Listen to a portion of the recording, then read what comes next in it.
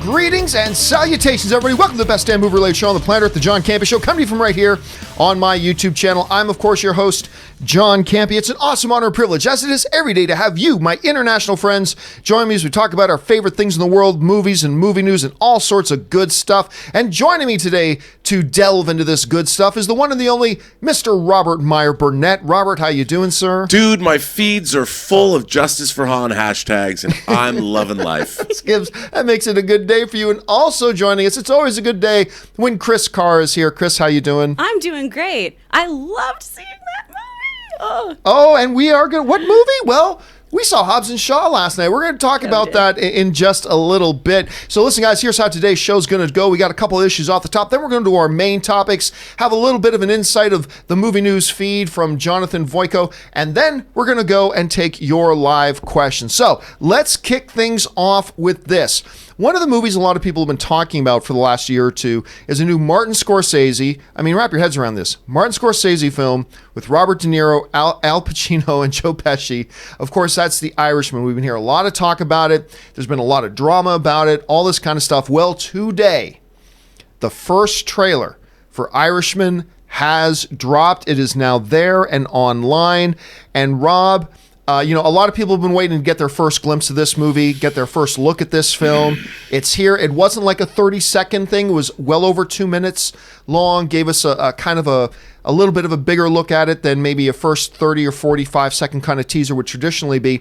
You had a chance to take a look at this. What did you think about it? Well, I loved it. I mean, I'm a sucker for period historical stories, and I've always been kind of obsessed with Jimmy Hoffa. My dad was tangentially knew some Teamsters, and it's always been something that's fascinated me. And this just looks like a great evocation of the period, and seeing these actors once again, it might be their swan song, all together certainly. But seeing Pacino and De Niro in a movie again can't help but remind me of Godfather 2, even though they never appeared in any scenes together. I loved it. I can't wait. One of the things that people have been anxious to get a look at was the whole notion of the de-aging. That's been played up a lot. It felt in this trailer to me, other than that one half-face shot with the turnaround camera with De Niro that we just had up, it felt to me like they were hiding a lot of that. Now, maybe that's for a big reveal of it in a further trailer. Maybe, there are rumors they weren't really happy with the way it turned out. I mean, I don't know. But did you notice that they were specifically kind of avoiding giving us a good look at that? Yeah, I mean, I think it's going to be weird. I mean, we know... The one thing that I have about de-aging technology is when you see it, no matter how good it is, that actor has been de-aged. Right. So it's almost as if the uncanny valley is being... You're tricked into not acknowledging that it's there. I mean, if you see photorealistic de-aging... it still puts you in the uncanny valley because the actor wasn't that age when they shot the movie. So you're looking for the seams. It's a weird thing. It's going to be interesting to see if they're able to really blend that in naturally with the film itself. So maybe we stop thinking about it. I'm going to be honest with you. I didn't particularly like the trailer. Now, that's not to say I didn't dislike the trailer, right? Let's be clear about that. But what's the thing I'm always saying about these trailers? The job of a trailer is to take your needle wherever it is with your excitement, whether it's high, whether it's low, and move the needle, get you a little bit more excited about it. And, one of the things that I said after I saw it was like, you know what? If you swapped out Robert De Niro for any other actor and Al Pacino for any other actor, and you changed that title card that says directed by Martin Scorsese to any other name, I don't think anybody's talking about this trailer. I mean, it really was nothing. There was really nothing to this trailer. Now, again, it's not a bad trailer. It's not like the Cats trailer that actually lowered my expectations for the movie. It's just that, okay, I already know De Niro's in this. I know Pacino's in this. I know Scorsese. I know it's about the Jimmy Hoffa and the guy who they said paints houses, which is code for, assassinating people and all that kind of stuff. I already knew about all that, and I'm fairly excited about it. But seeing this trailer... frankly, it's not a good trailer. I don't think it's an exceptional trailer, other than the fact that I think if you're already excited about this movie, you're just excited to see the trailer because it is what it is. But again, for me, it didn't quite move the needle so much. But the question here, guys, is what did you think about this trailer? A lot of people have been very excited about it. I'm seeing some good things. Some people already speaking online that they really love the trailer. Some people like me, not so excited about it. What did you think about the first trailer for The Irishman? Jump down into the comment section below and let us know your thoughts. All right. With that down, let's now move on to the next off the top topic, I should say. And it is now 9:06 a.m. And officially at 9 a.m. this morning, one day before the movie opens in theaters, the official review embargo for Hobbs and Shaw is now lifted. Glory, glory, Hobbs and Shaw is now allowed to be talked about. And, you know, Rob, I know you've been very interested in this film. I've been very interested in the film. Kris, you and I had a chance to go and watch it last night at a very last minute press screening sort of an idea. And I will tell you what, coming out of that movie, coming out of Hobbs and Shaw, I can totally see why they kept the review embargo in place. That's not to say I hated the movie. Let me explain. This is a dumb movie. I mean, there's no way around it. This is a dumb movie. Now, we expect from these sorts of things dumb fun, but dumb to a degree. This is a dumb movie. Does that mean I disliked it? No. As a matter of fact, I had fun watching this movie. Like, we got David Leitch directing it, who just did Deadpool 2. He did a John Wick film, all that kind of... You expect fun and action, and they do load up to the teeth this movie with action and fun. A lot of very, very cool shots. The Rock giving his one-liners, Jason Statham giving his one-liners. One in particular, but two fantastic cameos. I hesitate to call them cameos because they actually have multiple scenes in the movie, so it's not really a cameo, it's more like a small role. And I'm torn about whether we can even talk about it, because this is going to get out who's in it, but just for the sake of argument here, I won't give it away. But the plot is kind of nonsensical. Travel times from one place in the world to another place in the world were nonsensical. And then the whole setup with the end, they go to Samoa, or as Dwayne "The Rock" Johnson calls it, Samoa. It was ludicrous and stupid, but fun. So yeah, I can completely see and understand why Universal held off the review embargo. I think this movie is going to rub a lot of critics the long way. I think this movie is going to rub just general in people the wrong way. A lot of people. All I can say is, yep, it's totally dumb, but I had a good time. I did have a good time. Is this the best of the Fast and Furious universe? No, it's not the best of the Fast and Furious universe. Is it the best Dwayne "The Rock" Johnson movie ever? No, not the best Dwayne "The Rock" Johnson movie ever. But despite itself, I had a pretty good time watching it. It's got laughs, good excitement, good action. Idris Elba's fantastic, by the way. Idris Elba is incredible, and I really dug him on that level. But anyway, Kris, you went to go see this movie. What did you think about Hobbs and Shaw? Hobbs and Shaw was unabashedly itself. When we were That's leaving a good way that to theater, put it. like, it knew exactly what it was. It knew it was a kind of dumb movie that was going to be a popcorn flick where you're going to see some awesome explosions, you're going to have some banter, and you're going to have a fun time, and you're going to have to suspend your disbelief and just kind of allow the ludicrous things to happen.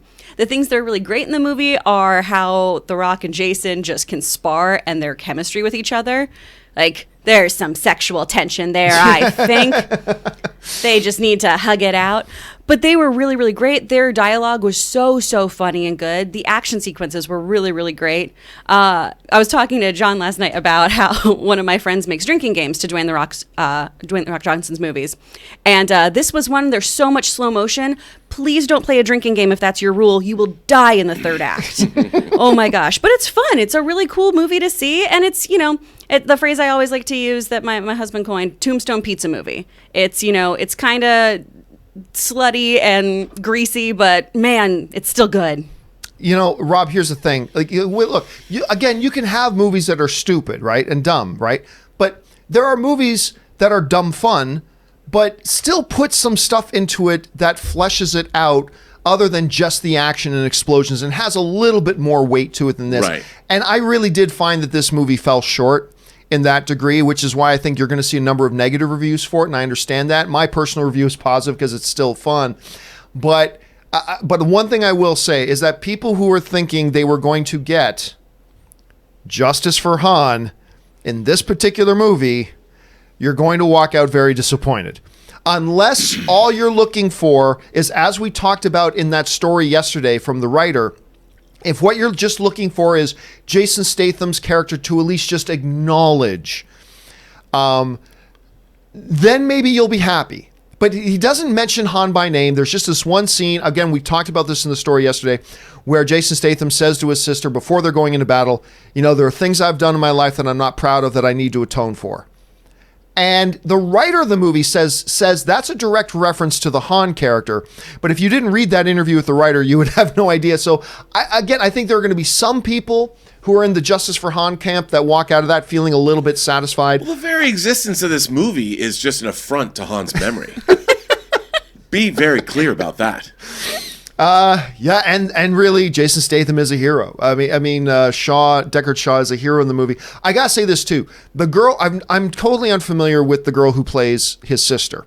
She's great in the movie. She's really good. I was buying into her. I thought she was able to stand there and deliver lines with Dwayne "The Rock" Johnson and Jason Statham, and that's no easy task to do. And I thought she did a pretty damn good job of that. So overall, I was hoping just a little less dumb, a little bit more sophistication to it to go along with all the other stuff, but it's not there. Question is, guys, I know there have been a lot of advanced fan screenings around the country. Have you had a chance to see Hobbs and Shaw at this point? If so, what did you think? What are you guys hearing? If you haven't seen it, are you excited about it? Are you not excited about it? I wish I could talk about the best thing in this movie, because the best thing in this movie is this small role / cameo that happens in it, but I don't want to talk about it. You're all going to hear about it, but I'm not going to be the one to spoil it for you. And so I can't spoil it, but I wish I could talk about it because it was the best part of the movie, but I can't. Anyway, jump down to the comment section below and leave us your thoughts. All right. With that down and out of the way, guys, let's now move on to our main topics today. How do we select our main topics here in the John Campea Show? Well, it's really rather simple. See, you guys come up with them by going to www.thejohncampeashow.com/contact. Once you're there, fill out the form with your topic or question, hit submit, and then maybe, just maybe, you might see your topic or question featured here on the John Campea Show. With that down and out of the way, Kris, what is our first main topic today? First, we're hearing from Arman Issam. The executive producer for Black Adam has shared some details about the movie. He said Dwayne Johnson's Black Adam will start his journey as a ruthless villain, but the events of the film may lead him to become somewhat of an anti-hero, or even a hero. He also confirmed the movie will start shooting after Dwayne Johnson wraps Red Notice. Did these details get you excited for Black Adam? Are you excited about Black Adam, John? Well, I mean, I was excited about Black Adam 14 years ago when Dwayne "The Rock" Johnson announced that he was going to play Black Adam. I think I was just celebrating my 14th birthday. And Dwayne Johnson announced, I mean, it was forever ago. So, I mean, look, the Black Adam movie is clearly a movie that right now is very firmly in the I'll believe it when I see it category. But we are hearing some movement. We are hearing things are happening. And they are saying that they're going to maybe start shooting it after The Rock is done shooting Red Notice. Now, specifically about what's this thing about him being a villain or a hero or whatever, here's what Dwayne "The Rock" Johnson specifically said in a recent interview. Dwayne Johnson said the following: Black Adam, how he starts off as a villain, then he becomes an anti-hero, and then he might become a hero, or we might not. So it sounds like they're giving us a little bit of a glimpse. Now, this is not inconsistent with what we've seen with Black Adam in the comic books in some iterations. So there's a little bit of that there. I would personally just like to see Black Adam as the villain, personally. But if they come up with a good story to moving him towards anti-hero. Now, the producer of the movie kind of doubled down on that. One of the producers, Hiram Garcia, he said the following as well, just kind of backing up with what Dwayne Johnson said. He said, well, you're going to meet a character who's going through a journey. And I think the idea is, look, we know the root of obviously Black Adam. He was created as a villain, and he evolved into an anti-hero.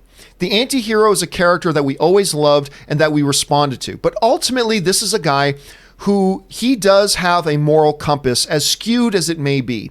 And ultimately, he is a guy that everything has always been driven by his family. That's true. And what happens to them.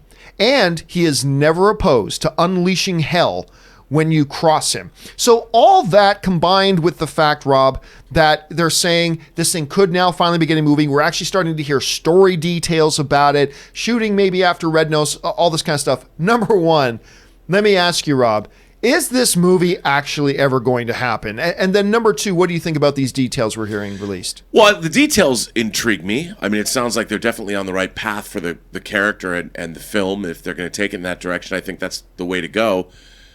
Whether it's going to happen or not, I'm with you, John. I think I was about to have my bar mitzvah when I heard about this movie first, and I just don't think that we'll see it. I don't know. Maybe. I'd like to see it. He's going to look great as Black Adam. I really want to see Dwayne in the suit. I think he'll look great. I think he'll play the part. He'll be great. But will it ever happen? I don't know. It's not like Shazam's box office fast-tracked this movie into the stratosphere. So who knows? Right. I mean, they did use Dwayne's likeness in the Shazam movie. There is also in a post-credit scene a hinting towards Black Adam coming. We have heard Zach say that they are going to start shooting. They are doing, at this point, they're going to do Shazam 2 and things like that. But who knows where they're going to go with this. Question here, guys, is this. You've now heard these comments. Number 1, do you guys actually think this movie's ever going to happen? I'm not saying it won't. I'm just saying I'll believe it when I see it. Yeah. And number 2, what do you think about these details that we hear coming up? Do you think they should just keep Black Adam pure and simple villain? Do you think they should fall one of those iterations where he actually becomes kind of the anti-hero and stuff like that? Jump down to the comments section below and leave us your thoughts. All right. With that down and out of the way, let's now move on to our second main topic today. Kris, what is our second main topic today? We're hearing from Kevin W. Crutchfield. Saw a deadline that the long-awaited big screen adaptation of the RPG Dungeons & Dragons may be one step closer to happening, with the directing duo of Jonathan Goldstein and John Francis Daley are in talks to direct. After the train wreck that was Vacation and the train wreck that's become the Flash movie, do you think this may be the movie and the right guys to finally bring D&D to the big screen? Knowing what a big RPG campaign guy you are, John, would love to hear your thoughts. All right, so this movie is possibly going to happen. Do you feel good about these guys being on board? Do you feel good about the movie? Well, I mean, look, first of all, I'm excited about anything Dungeons & Dragons related. You guys know I have a regular Sunday night Dungeons & Dragons game that I play in. I've been playing Dungeons & Dragons since I'm a kid. You know, D20 for life, all that kind of stuff. That said, D20 for life? D20 for life, my friend. D20 for life. All right. So here's the thing, though. Vacation, I agree, was a disaster. But then Francis and Goldstein, they wrote Spider-Man Homecoming, if I'm not mistaken, which I thought was a terrific script. I actually thought it was a really good story. And then they directed Game Night. Yes. And I loved Game Night. I thought that was probably the best pure comedy, just a straight up comedy. I thought it might have been the best straight up comedy that year. I really thought it was wonderful. Now, here's the funny thing. They were announced to be directing Flash before Game Night came out. And at that time, all we had was, okay, they wrote the script for Homecoming, all right, but Vacation, man, that was not good. And they directed that, and I'm nervous. But then I saw Game Night. I'm like, okay, you know what? I really love what they did with this. I think they could do a great job with The Flash, and then The Flash fell apart. Now, you mentioned in your message the disaster that was The Flash. Let's be clear here. The Flash was a disaster long before they were ever brought on board. And it continues to be a disaster now that they're not there. The whole Ezra Miller nonsense, they went through 3 or 4 sets of writers, 2 or 3 sets of different directors. Then they were on probably the longest, and then they departed because they couldn't get together creatively with the studio. So The Flash was a disaster before it ever happened. Now, for those of you who are wondering now what's going on, what's this stuff going on between these guys and D&D, here's the report that we have from our friends over at Slash Film. Jonathan Goldstein and John Francis Daley already directed one movie centered around games, and now they're going to take a chance on another. The Game Night filmmakers have been summoned by Paramount. Again, they use the word summoned. Again. Summoned by Paramount to direct the Dungeons & Dragons movie.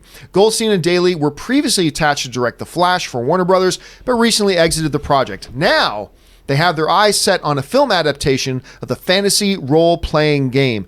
And I'll tell you what, Rob, after seeing Game Night, I came much more around on the idea of these guys. It helped me appreciate a little bit more of the script work they did in the Spider-Man film. And I was starting to look forward to them directing the Flash movie.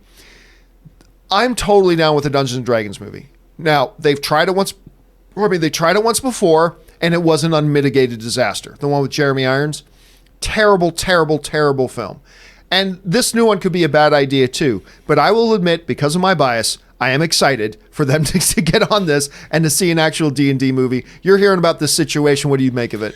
Well, I too grew up playing Dungeons and Dragons and Traveler. Those are the two games that I played, role-playing games that I played growing up. And I love the Mattel and Television Dungeons and Dragons, which I thought was great. I remember that. That's right. I loved it. Wait, did Mattel make in Television? Yeah. Oh, I didn't Mattel realize. Electronics was in Television, yeah. I didn't realize that. I don't know if they made that game. It might have been an Activision game, but I loved in Television. But here's the thing. Dungeons and Dragons is made up of tropes from other things, like other fantasy stories, even Tolkien. Yeah, very much. There's a lot of stuff. So what's your story? There's not and I thought the same problem, Warcraft had the same problem. Warcraft is this rich world that's an amalgamation of all of these different fantasy tropes that go all the way back into history and with people like Tolkien. So when you're going to make a movie, what's your story?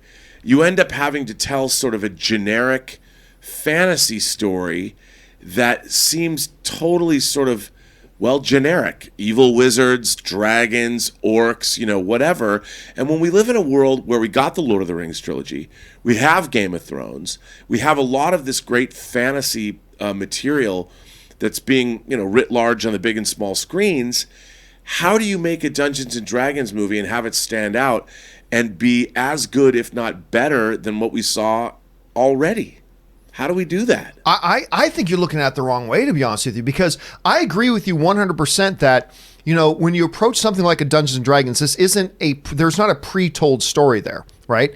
But I see it as an incredible opportunity because it's a blank slate. It's a blank page that you're given this world, you're given a context you can tell a story in, but now you can almost step in there and tell any story that you want. But that's the problem. What story do you tell? But I think that's an incredible opportunity. I think that's a great opportunity because you can tell any story you like. If you can come up with a compelling story with compelling heroes, compelling villains, magic and wonder and all that kind of stuff, you're not confined or handcuffed by some pre-existing narrative path. You actually can do anything you want in there. Now, I don't know if maybe they kind of pull a little bit of a Jumanji and say, this is going to start with a bunch of dudes who gather together every Thursday night and play D&D, and then it takes us into the game, and we see the game they're playing out. Maybe they just go pure. It's just pure from the start. We're in that world, and that's the world it takes place in.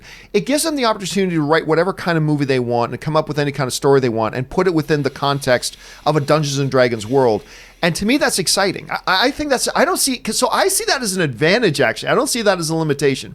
Because I think, when you look at a lot of video game movies, that's been one of the downfalls of a lot of video game movies. A lot of video game movie creators have felt constrained and hand-tied to whatever maybe the narrative of the game was, and that's kind of what we got to do. And, they're basically video game movies are 1 for 50 at this point. Maybe right. 1 for 50. If you want to, I count Tomb Raider as the one actually pretty good video game movie ever made. But yeah, I see it as a little bit of an advantage myself. See, I just think that you're locked into generic fantasy movie mode. Like, what story are you going to tell? And even with a video game, other than Warcraft, which is, again, the same problem with Dungeons and Dragons, there's this open world. What are you going to do?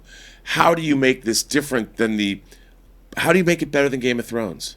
Or how do you make it better than Lord of the Rings? But that's like saying a crime movie? How do you make it better than The Godfather? Well, I mean, that the only thing? But the thing about this is almost like Dungeons and Dragons is almost like generic science fiction movie. It's generic sword and sorcery movie. Only if they make it that way. See, because I would turn that around on you, Rob, and say, if they said they were making a movie based in, 2019 New York, there's already lots of movies based on today's New York. What are you going to do? Just a generic 2019 I would ask you New York? That as a it's fan. It's just a context. But as a fan, what would you like to see a Dungeons and Dragons movie be? Oh, if you got to come up with one. Nothing. Oh, if I came up with one? Oh, no idea. No idea. That's why. But that's the same thing when people say, John, what do you want to see in the new Star Wars movie? I don't care. I want to leave that up to the storytellers to tell me their story. I'm just excited to see whatever story they're going to bring. And I think, you could make a Dungeons and Dragons movie pure action. You could make it intrigue. You could make it a mystery. You could make it you could make it a political thriller if you wanted to, really. I mean, that's what I love. All it is the blank page of a context. And you can go, But I don't know, maybe you're right. Maybe there's going to be some sort of a temptation just to fall into a more generic trope of sword and sorcery kind of thing. I'm sure that's going to be a possible drawback too. Kris, you're hearing about all this. Do you get excited about the notion of a D&D movie? Or like some people, you're like, come on, a D&D movie? Like, where are you falling on this? I'm really excited about this. I've played some 5th edition.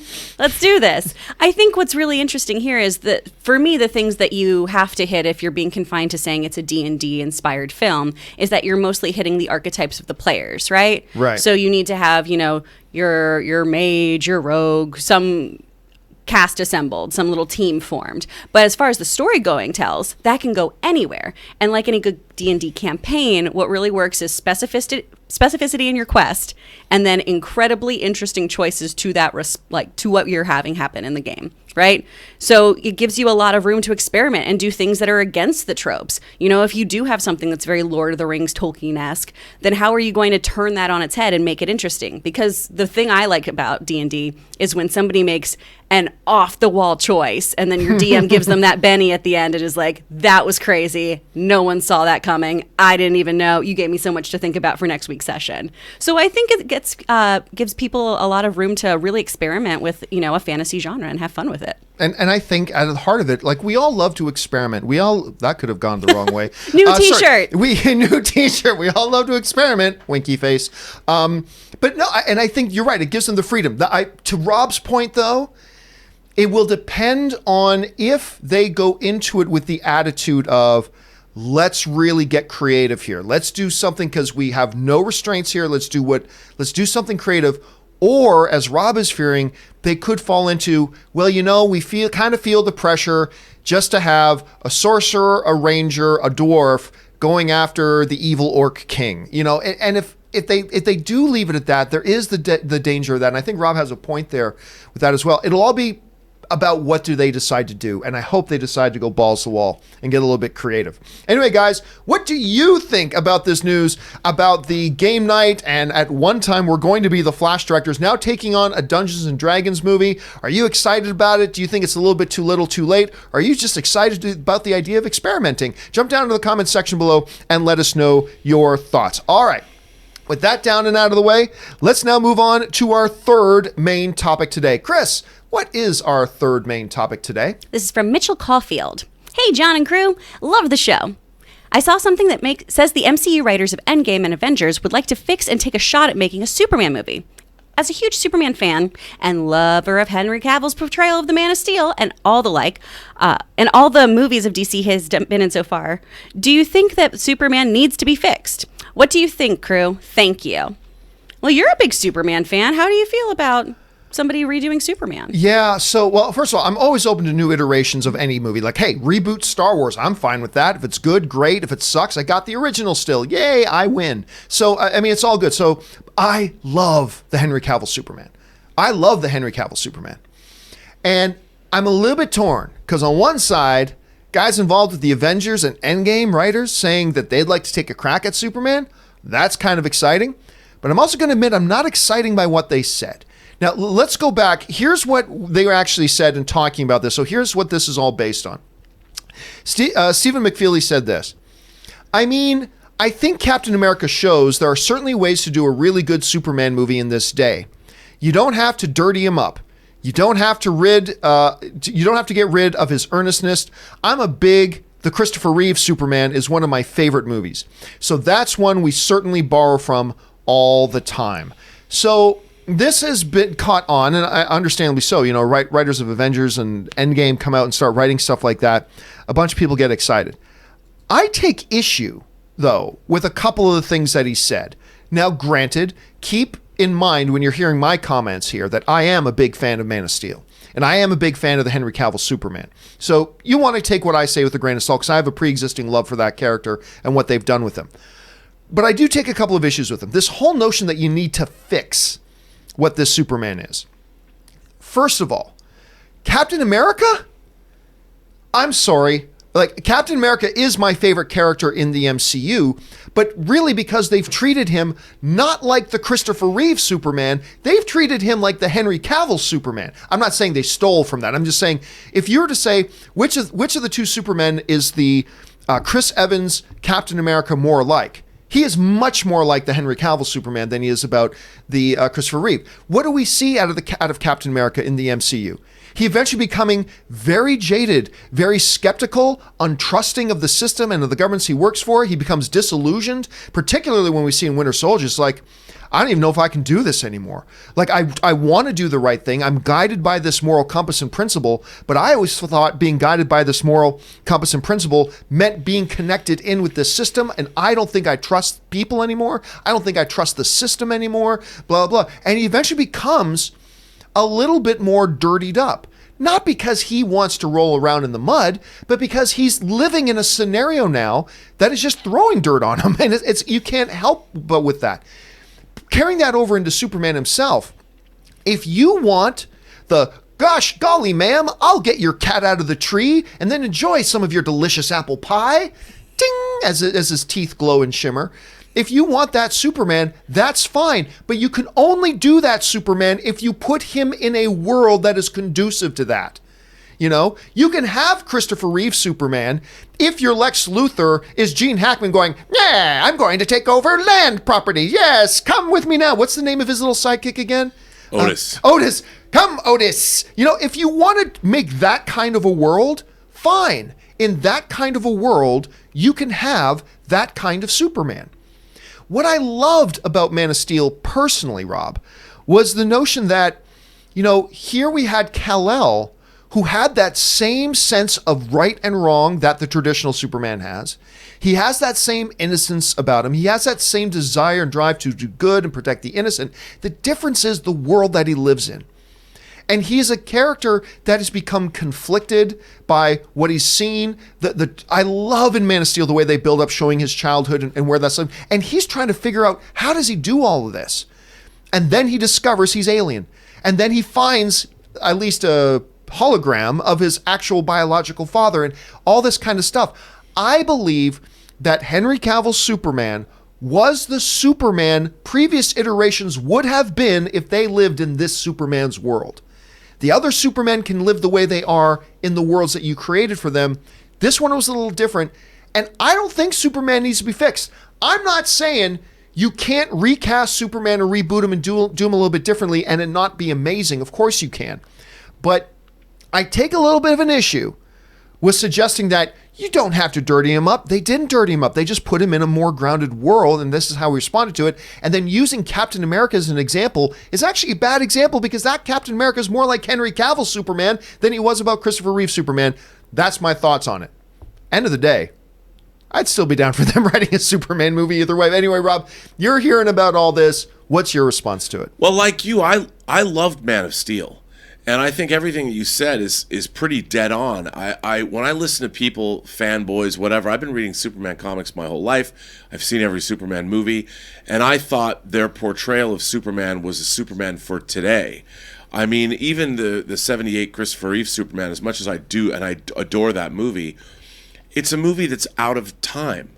It's not even really set in 1978 New York City, even though it kind of is. I mean, it begins with an image from 1938 of the Daily Planet, and it's set in time that's it's classical and it's Americana. The whole first half an hour of that movie is so mythic, and Norman Rockwell, it's just amazing. Now, the people that object to Man of Steel, I've never really understood. I've looked at it more as a gritty first contact story, and Superman doesn't know who he is, and this idea that at the end he's dealing with an extinction level event. And people are like, well, Superman should never kill. I'm like, really? Well, it's not like you can lock those Kryptonians up in jail. It was kill or be killed. It was either the world is going to end and the Kryptonians are going to win, or Superman has to step up and make a tough choice, which he did. And I loved it. And he struggled with the choice. Of course he hated did. the choice. I mean, and these people are like, Superman doesn't kill. I'm like, what world do you live in? Like, what? There's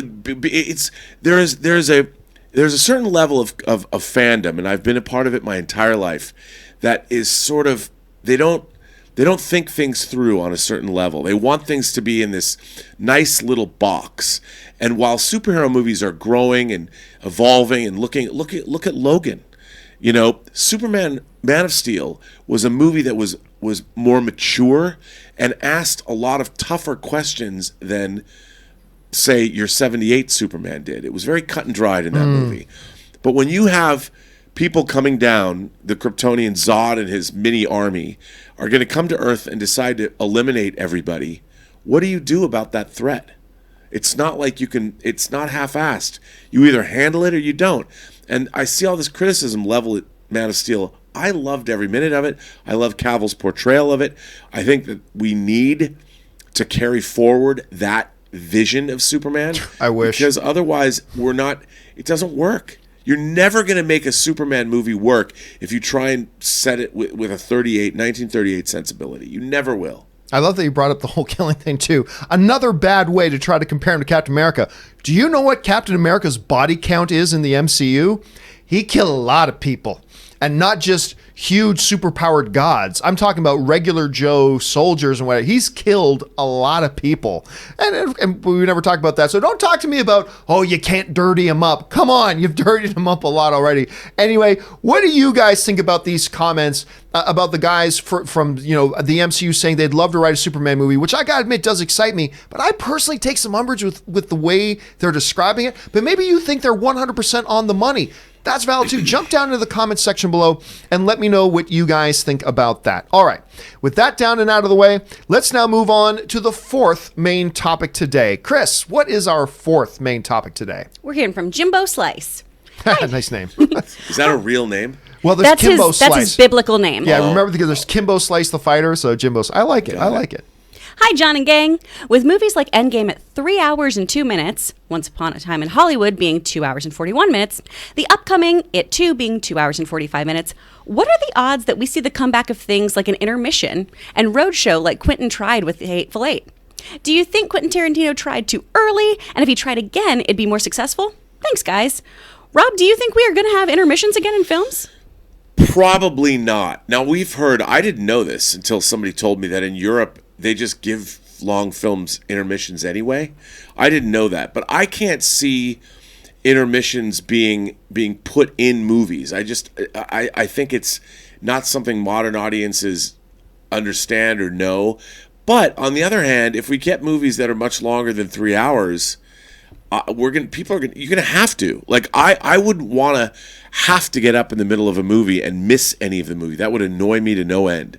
So if they can build intermissions into a film, I think it could actually be beneficial if they do it correctly. But the filmmakers would have to be involved, and the film would have to be made to have an intermission. And then bring back overtures and the intermission music and the exit music as well. I mean, why not? Make it a big event with streaming taking over. Bring movies back to those big biblical events where they had literally biblical movies that had overtures and intermissions and end music. Why not? I'll tell you what, because you're right, Rob. There are a lot of European countries that will have those, but there are countries around the world that have intermissions regardless of the length of the movie. Yeah, like for instance, India. They put intermissions in all their movie. Now, it can be done wrong. It can be done wrong. I just got a message from I believe it was from one of our viewers in India, who wrote to us to say that they just went out to watch the new Lion King, and in the middle of one of the songs, I think it was just Can't Wait to Be King. It was Hakuna Matata. It was right in the middle of the Hakuna Matata song. They stopped the film and had the intermission. That is terrible. Ooh. That is terrible. That's not how you do it. Now, I don't think you can get filmmakers to do a thing where they plan the intermission, but it's not. You still got to use, I think the individual theater houses have to use their common sense and go, you can't stop the movie halfway through one of the musical numbers and then pick it up when they come back. Now, Rob, I'm all for intermissions for longer movies, maybe 2 hours and 45 minutes or 3 hours and longer. I'm all for it. I have always been all for it. Anne just went to go see Miss Saigon at the Pantages Theater. I had recently gone to see... what's the one that was based on Waitress? Is it just called Waitress? Uh-huh. Waitress. Yeah. I went to go see Waitress. Those things are shorter than 3 hours. Guess what? They have intermissions. They stop, and we all get up and go use the bathroom and refill our concession stands and take a 5-10 minute break, and then we all come back in the theater, pick it up. That didn't ruin our experience of watching the play.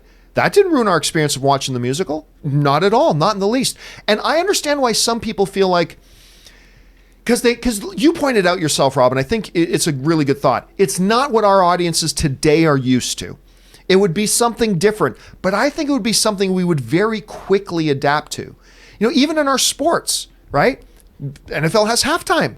Does that ruin our experience of watching the game? No.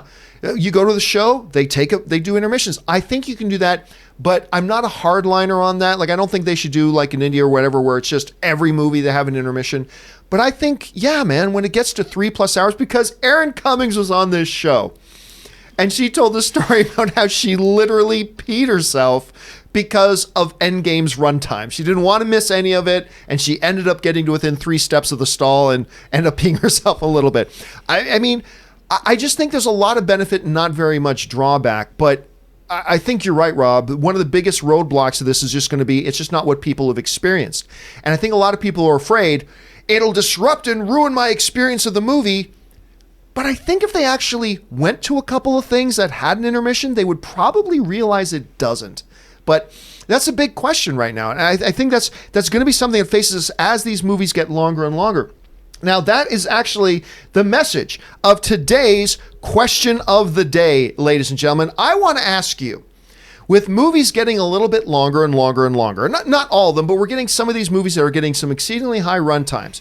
Do you think maybe the movie industry should possibly take a look at maybe the idea of introducing intermissions for longer films?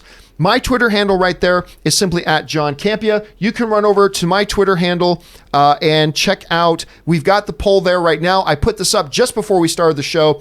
Almost 1,500 of you guys have voted already, and it's much closer than I thought. I'll be honest with you. I thought the no's would be at like 95%, but the question is, with today's movies more and more getting closer and closer and exceeding 3 hours, is it time for intermissions to come back to the theaters?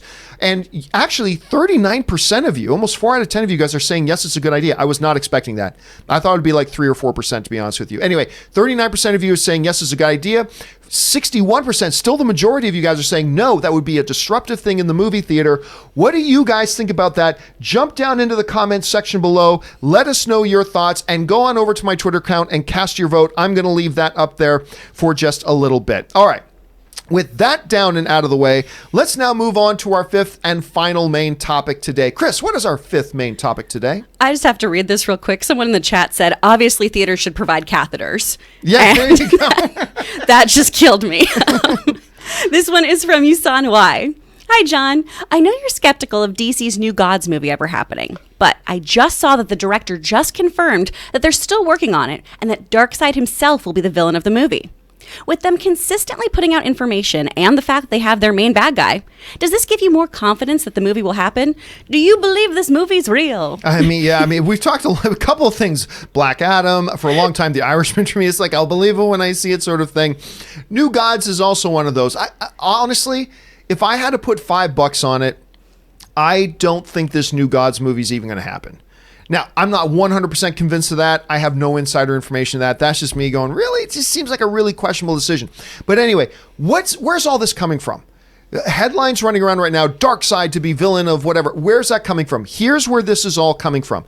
It's coming from a tweet by Ava DuVernay, who's going to be, of course, directing this, who directed Selma. Such an amazing job on that. She also directed Wrinkle in Time, which was not so good. But she was actually asked on Twitter, what about Darkseid? And then she said, Darkseid is. So that's where all this is coming from. There are no more details than that. Let's be clear. There are no further details. There's nothing that indicates how much of this movie Darkseid would be in, nothing that indicates how important he would be in the movie, or even directly saying he is the main villain.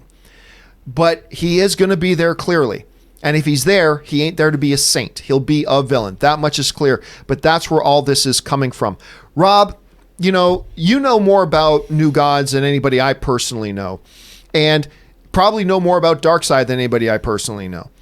What do you think about, number one, do you think this movie is going to happen? But moving beyond that, what do you think? Is it a good idea to bring a character like Darkseid into something like this? What do you think? Well, first of all, I love the whole Kirby Fourth World. I loved a New Genesis and Apocalypse, and I love all of those characters. Even we have the black racer who flies around on snow skis. Really, for real. There's a character in the New Gods that does. But I think it's a real hard thing to do well as a feature film, because you have to introduce not just one character or two characters, but a whole realm of characters. And doing it as a single movie, I think is tough. It's a tall order. And while Darkseid has been a villain in the DC universe, and anybody that grew up watching the animated shows, especially like Justice League International or Justice League, Darkseid was or Adventures of Superman. Darkseid was always a large looming presence. But if you're going to make a New Gods movie, you have to deal with all of the fourth world, and you have to deal with where they came from, and where does Darkseid come from, and what's he all about, and what's he looking for, and what is the anti-life equation if they get into that, and what does he hope to achieve? And he is definitely DC's Thanos, but Darkseid is more of a Thanos is a warrior, but Darkseid isn't a new god. He has a whole planet that he rules over, and I just think that he has to be the villain, like any New Gods movie. But how do you do a New Gods movie effectively? Are you going to use Mr. Miracle and Big Barda? Are you going to use Granny Goodness? Are you going to use Calabac? What are you going to do? Gotta have Granny Goodness. And it's a hard, tall order. So I think for sure Darkseid's going to be the villain. I just don't know if the movie's ever going to get made. Yeah, I mean, again, I just sit here for now and look at it and go, understanding kind of the position that Warner Brothers is right now with their DC properties, and they've got some momentum going right now. Is a New Gods movie really the thing to do right now? And it just feels like it's out of step with what they're doing that's working right now. Now, I don't know. For all we know, Wonder Woman 84 is going to come out and it's going to be terrible. I doubt that. But for all we know, but it just seems like they've got some really good positive momentum going. I don't know. It seems questionable. Anyway, guys, what do you think about that? Do you like the idea of Darkseid doing, or do you like the idea of them even at all doing this New Gods movie? Do you think the movie's going to happen? Jump down into the comments section below and let us know your thoughts. All right, guys, that is it for all of our main topics today. We're now going to take some of your live questions. But before we get to those live questions, there are a number of other things going on in the world of entertainment that we want to make sure you're caught up on. So right now, Fact Checker Jonathan proudly presents to you today's installment of the Movie News Feed. Check it out. First up, Jason Momoa has already worked with Netflix on the television series Frontier. Now he's heading back to the streaming service for a new revenge thriller called Sweet Girl. From Slash Film, Jason Momoa has taken the lead role and producing Sweet Girl at Netflix. In the film, the Aquaman star will play a husband who vows to bring justice to the people responsible for his wife's death, while also protecting his daughter. Next up, Once Upon a Time in Hollywood is a fictionalized story. However, many of the players in the story are based on real people in Hollywood in the 1960s, one of which actor is martial artist Bruce Lee. From Cinema Blend, at least one member of Lee's family is unhappy with the way he is portrayed in the new film. Sharon Lee is Bruce Lee's daughter, and she argues that Once Upon a Time in Hollywood portrays her father with an attitude that was quite unlike the person he actually was. According to Lee, he comes across as an arrogant asshole who was full of hot air, and not someone who had to fight triple as hard as any of those people did to accomplish what was naturally given to so many others. It was common for Bruce Lee to be challenged to fights. Lee would always do his best to avoid such altercations. However, in Once Upon a Time in Hollywood, Bruce Lee is the one starting a fight. Lee's daughter feels the movie gives us the Bruce Lee that we might believe was real, as opposed to the man that was. Next up, HBO is rounding out the cast for The Nevers. It's straight-to-series drama from the Buffy the Vampire Slayer creator and Avengers writer-director Joss Whedon. From Deadline, co-written and directed by Whedon, The Nevers is an epic science fiction drama about a gang of Victorian women who find themselves with unusual abilities, relentless enemies, and a mission that might change the world. Joining lead Laura Donnelly are Pip Torrens from The Crown, Zachary Momo from 7 Seconds, Amy Manson from Torchwood, Nick Frost from Fighting With My Family, and Dennis O'Hare from This Is Us. Next up, Fandango has announced that It Chapter 1 is returning to the big screen ahead of It Chapter 2's September release. From JoeBlow.com, this occasion will take place over 2 nights in August and will include a special 8-minute sneak peek of the upcoming film.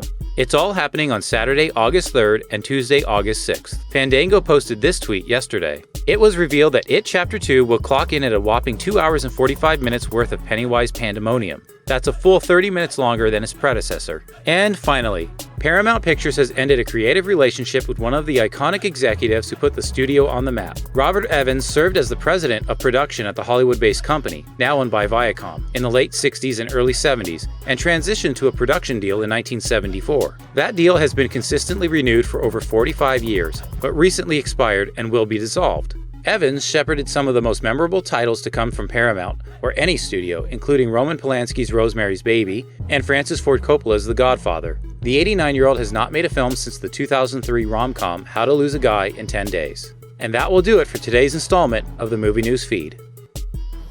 And now you are all caught up to date on everything going on there. And special thanks to fact checker Jonathan for putting that together for us. All right, guys, it's now time for us to get to our live questions. But hey, before we do, there were a couple of leftover live questions from yesterday, but only a few. So I didn't make a companion video for them. I thought we would just knock those out really quick here first. So let's get over to those ones that were left over from yesterday here really quickly.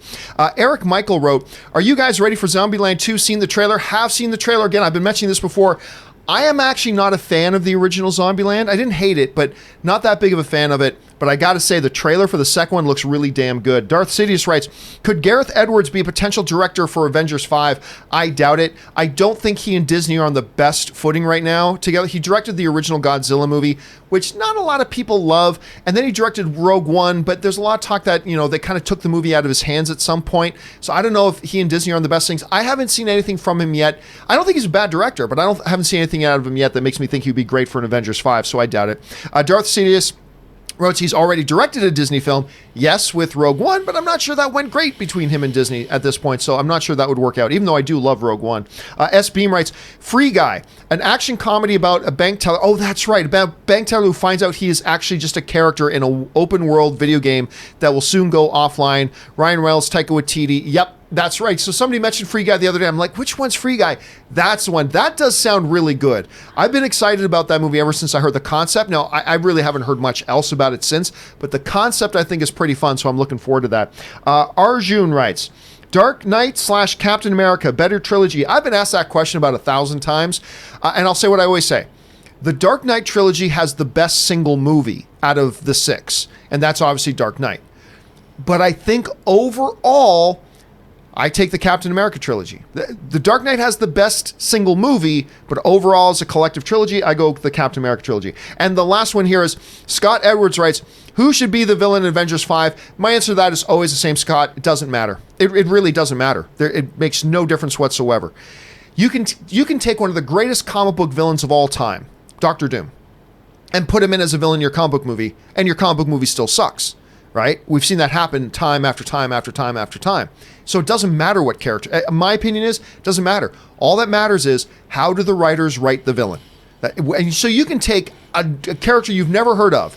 Here comes, Tennis Shoe Man. He's the villain. Okay, Tennis Shoe Man is the villain. If they write him brilliantly, then it's better than the Doctor Doom we got in the Fantastic Four. So at this point, I'm really not all that concerned about it. All right.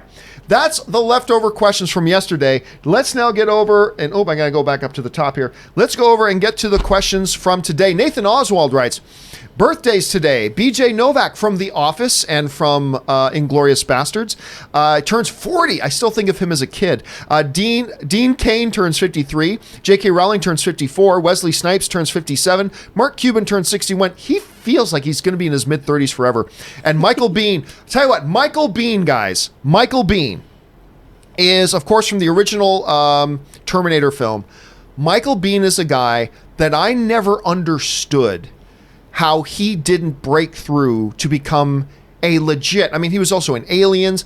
I still to this day don't know how he never broke through to become a legit A-lister in this business. Because I remember, Rob, back in the day, when they were first talking about an X-Men movie, everybody's fan casting for Cyclops was always Michael Biehn. I love that dude. So I don't know why he never became, what do you think about him? Yeah, I mean, I've always liked him too. I think he's a really solid actor, and he's just a guy who, he never had that breakthrough.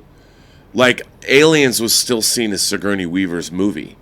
And he never had... And Terminator was obviously... He was always supporting, Yeah. And I think he just never got that break where he was in an A-list headlining role, which is kind of a bummer because I've always loved him.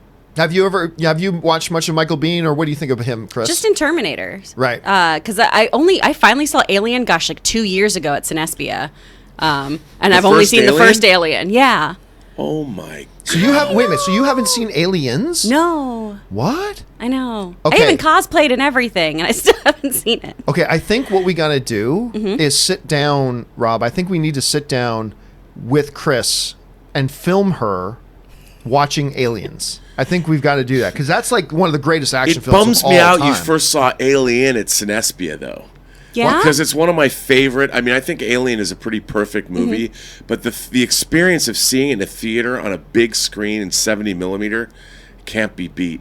I mean, it was pretty perfect. And the people around me kept laughing at me because I kept going, oh no, why are you doing that? Why is that happening? No, stop it. Well, Why? wait until you watch Aliens. Wait until you watch Aliens. All right. Next one up comes to us from also Nathan Oswald. Keep one, lose one. Sons of Anarchy or Ronald D. Moore's Battlestar Galactica. Well, that is a Sophie's choice, but I've always said my all-time favorite show is Ronald D. Moore's Battlestar Galactica. So as much as it would pain me because Sons of Anarchy is in my top 3. It's probably my number 2 all-time favorite show. I would have to keep Battlestar Galactica and lose Sons of Anarchy. War Machine Rocks writes, thoughts on The Bachelor, Bachelorette. I think if you watch that show, you need to reevaluate your life. I really think you need to reevaluate choices you've made in your life. But that's just me. It's all subjective. Dating sucks. Why would you watch someone else do it? Yes. Yeah, in such a contrived. Anyway. Draco Arias writes, Busa Simba, The Lion King has reached the $1 billion mark milestone. Some people said that it wouldn't. Despite some of the negative reviews of the movie, there are tons of people who like this remake. Well, I mean, absolutely, Draco. I mean, I love the remake. A lot of people do. But that doesn't take away from the fact that there are a bunch of people who didn't like it. Critics, some people in the audience. Hey, it is what it is, right? I don't think there were many people at all, guys, who didn't think that Lion King would at least hit the $1 billion mark despite the reviews. See, to me, the question was the $2 billion mark. And once I saw the reviews come out, then I'm like, okay, it's not going to hit 2. But I still thought it was a no-brainer. Like, Rob, do you think there was ever any danger of Lion King not hitting the $1 billion mark? No. You and I talked about the show. We've talked about Lion King on the show many times, and we were always saying it's probably going to make $2 billion. Right. You know, there was no surprise at all that Lion King sailed past $1 billion. That was inevitable. Right, like but Thanos. 2, I said, like Thanos still never. Are you surprised at all, Kris, that it hit that mark? No, not at all. I knew this was going to be a huge movie. And I still stand by, because Billy Eichner and Seth Rogen were the best thing in that film, give us a Lion King 1.5. Give us Rosencrantz and Guildenstern. That's what the people want. That's what the people want. The people being me. Yeah. Didn't they make an animated series of films about Timon? Oh, yeah, and well, Pumbaa? They had an animated series that had about 70 episodes that Yeah. went much more Animaniacs. I just had to do a piece on this. That's why I know this. But it was more of a Warner Brothers style kind of cartoon where it seemed like they lived in present day and also talked to people. It was weird. Well, I think they should definitely put those two in a movie. And why not? All right, let's move on here. Next one that comes to us from Nathan Oswald writes, is it just me or has Matthew Broderick never been that great of an actor? Well, let's put it this way. I think I've always enjoyed watching Matthew Broderick in whatever he is. You know what? I really even liked him in that Eddie Murphy comedy with Ben Stiller, Tower Heist. Remember that? I never saw that. I actually even liked him in that. I loved him in The Producers. Obviously, he's Ferris Bueller. Mm-hmm. So I've always... Election. I love him in Election. I like him in Lady Hawk. Biloxi Blues. But would I pluck him out and feel confident that, hey, if I was doing something Shakespearean, like Henry V or something, would I feel comfortable plucking him out and dropping him that?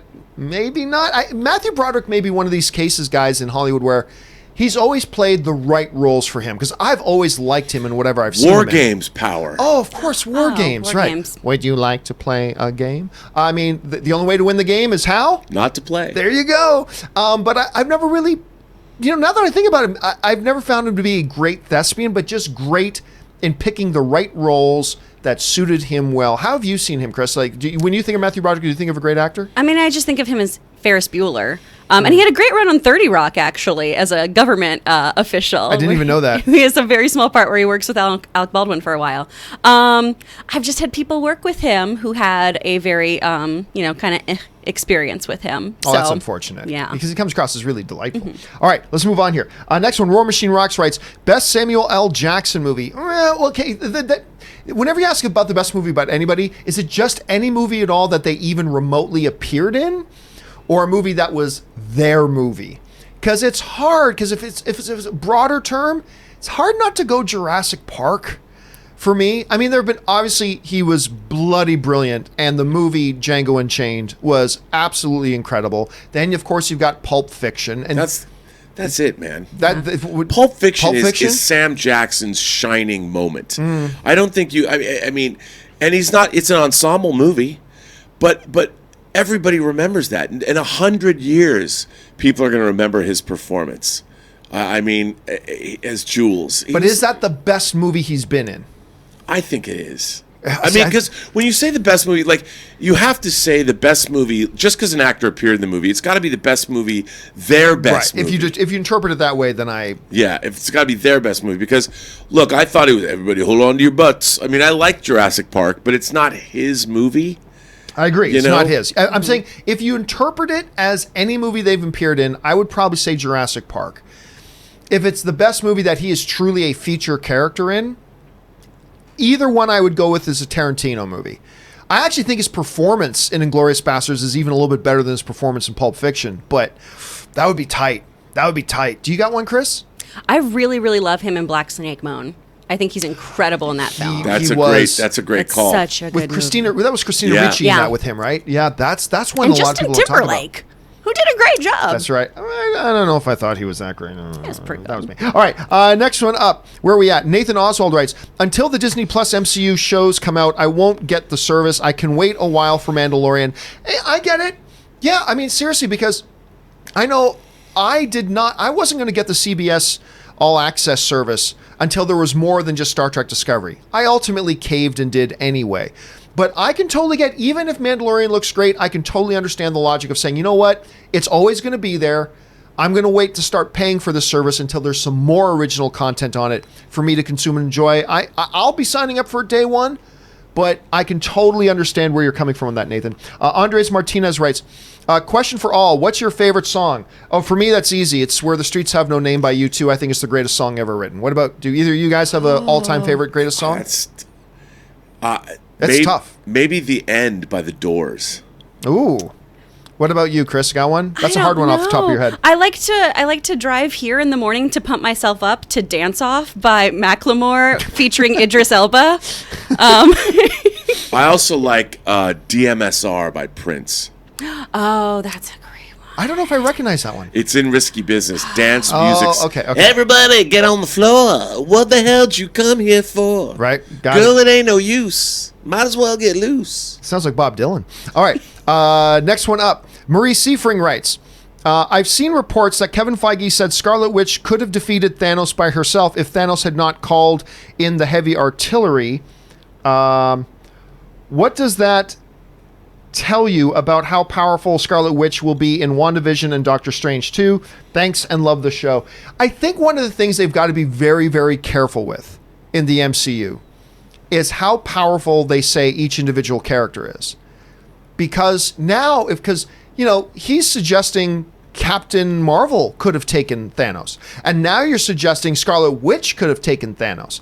And were he not desperately trying to protect the Time Stone, you could make an argument if Doctor Strange had become, more into his power than he is, that he could have defeated. Now all of a sudden, everybody could have beaten Thanos. Now everybody could have beaten Thanos, right? And I think you got to be really careful when you're talking about that. There is no doubt Wanda's got some major power. To the point where Okoye goes, why hasn't she been down here this whole time? I mean, I get that. But I think, Rob, one of the things they got to be careful is, like, if they get into this spiral now of just going, oh, we got to put this character over, we got to say they're even more powerful than this guy, then now all of a sudden Thanos starts to look like a meh villain. It's like, oh, we got 4 or 5 guys that could have taken him out by themselves. Then it kind of undermines all that kind of stuff, doesn't it? Shouldn't they be careful of that? It's funny because I think that Scarlet Witch has different kinds of powers. I mean, directly coming into conflict with Thanos was one thing, but like in the House of M storyline, she altered all of reality. Right.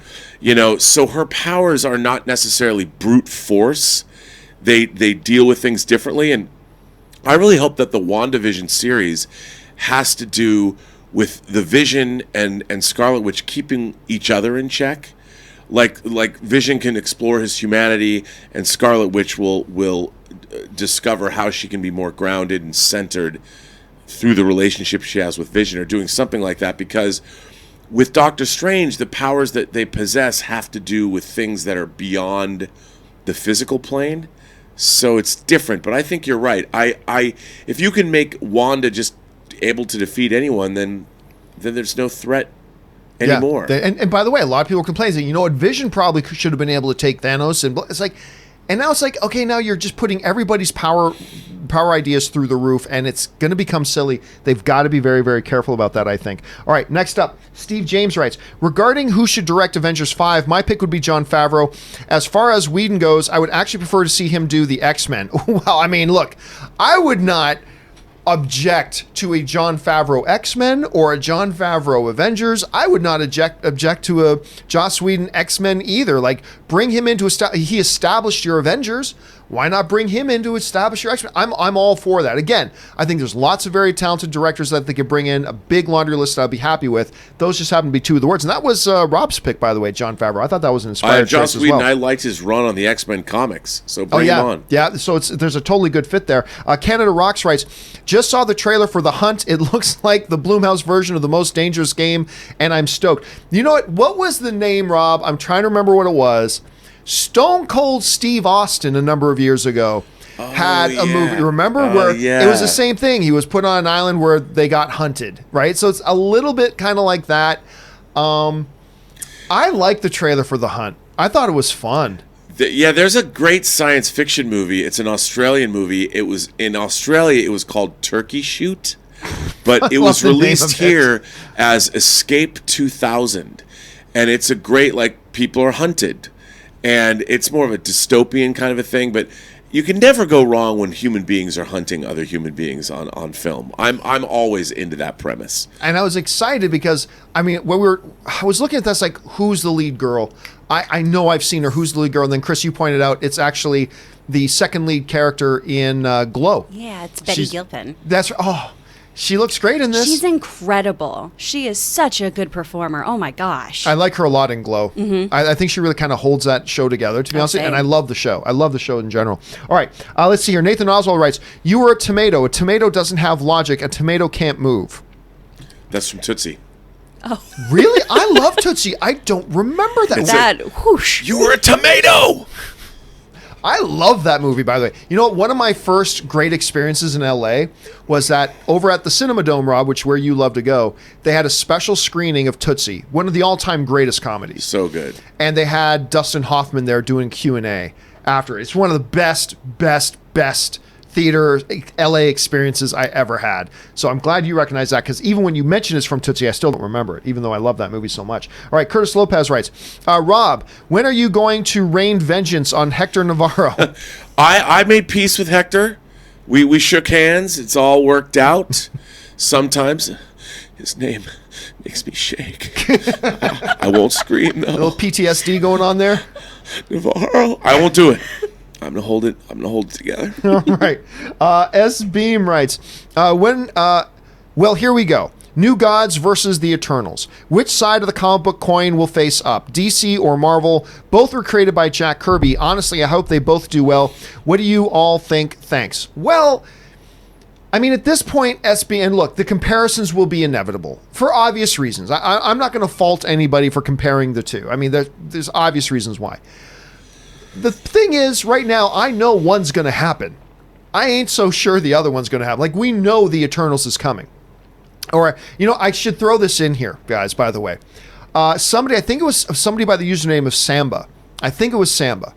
I could be wrong. Forgive me if I am. Sent me a Phase 4 timeline the way it really should be, as understood here on the John Campea Show. And here we go. We have Black Widow. Let's jump right into it. Followed by The Falcon is not a super soldier. And instead of I love this is my favorite one. Instead of the Eternals, they've got Jolie and Company. Which I think is great. Then, of course, we got Shang-Chi, the Legend of the Foot of Feige, which is great. And then I love this one. Instead of WandaVision, it says, tie into Doctor Strange comes next. Then Doctor Strange and the Madness of Schmontinuity. Loki is Loki, God of Graphic Design. What the fuck is with DCEU? Followed by Agents of S.H.I.E.L.D., come on, John. And then, of course, wrapping up with Taika Vice City, which is exact.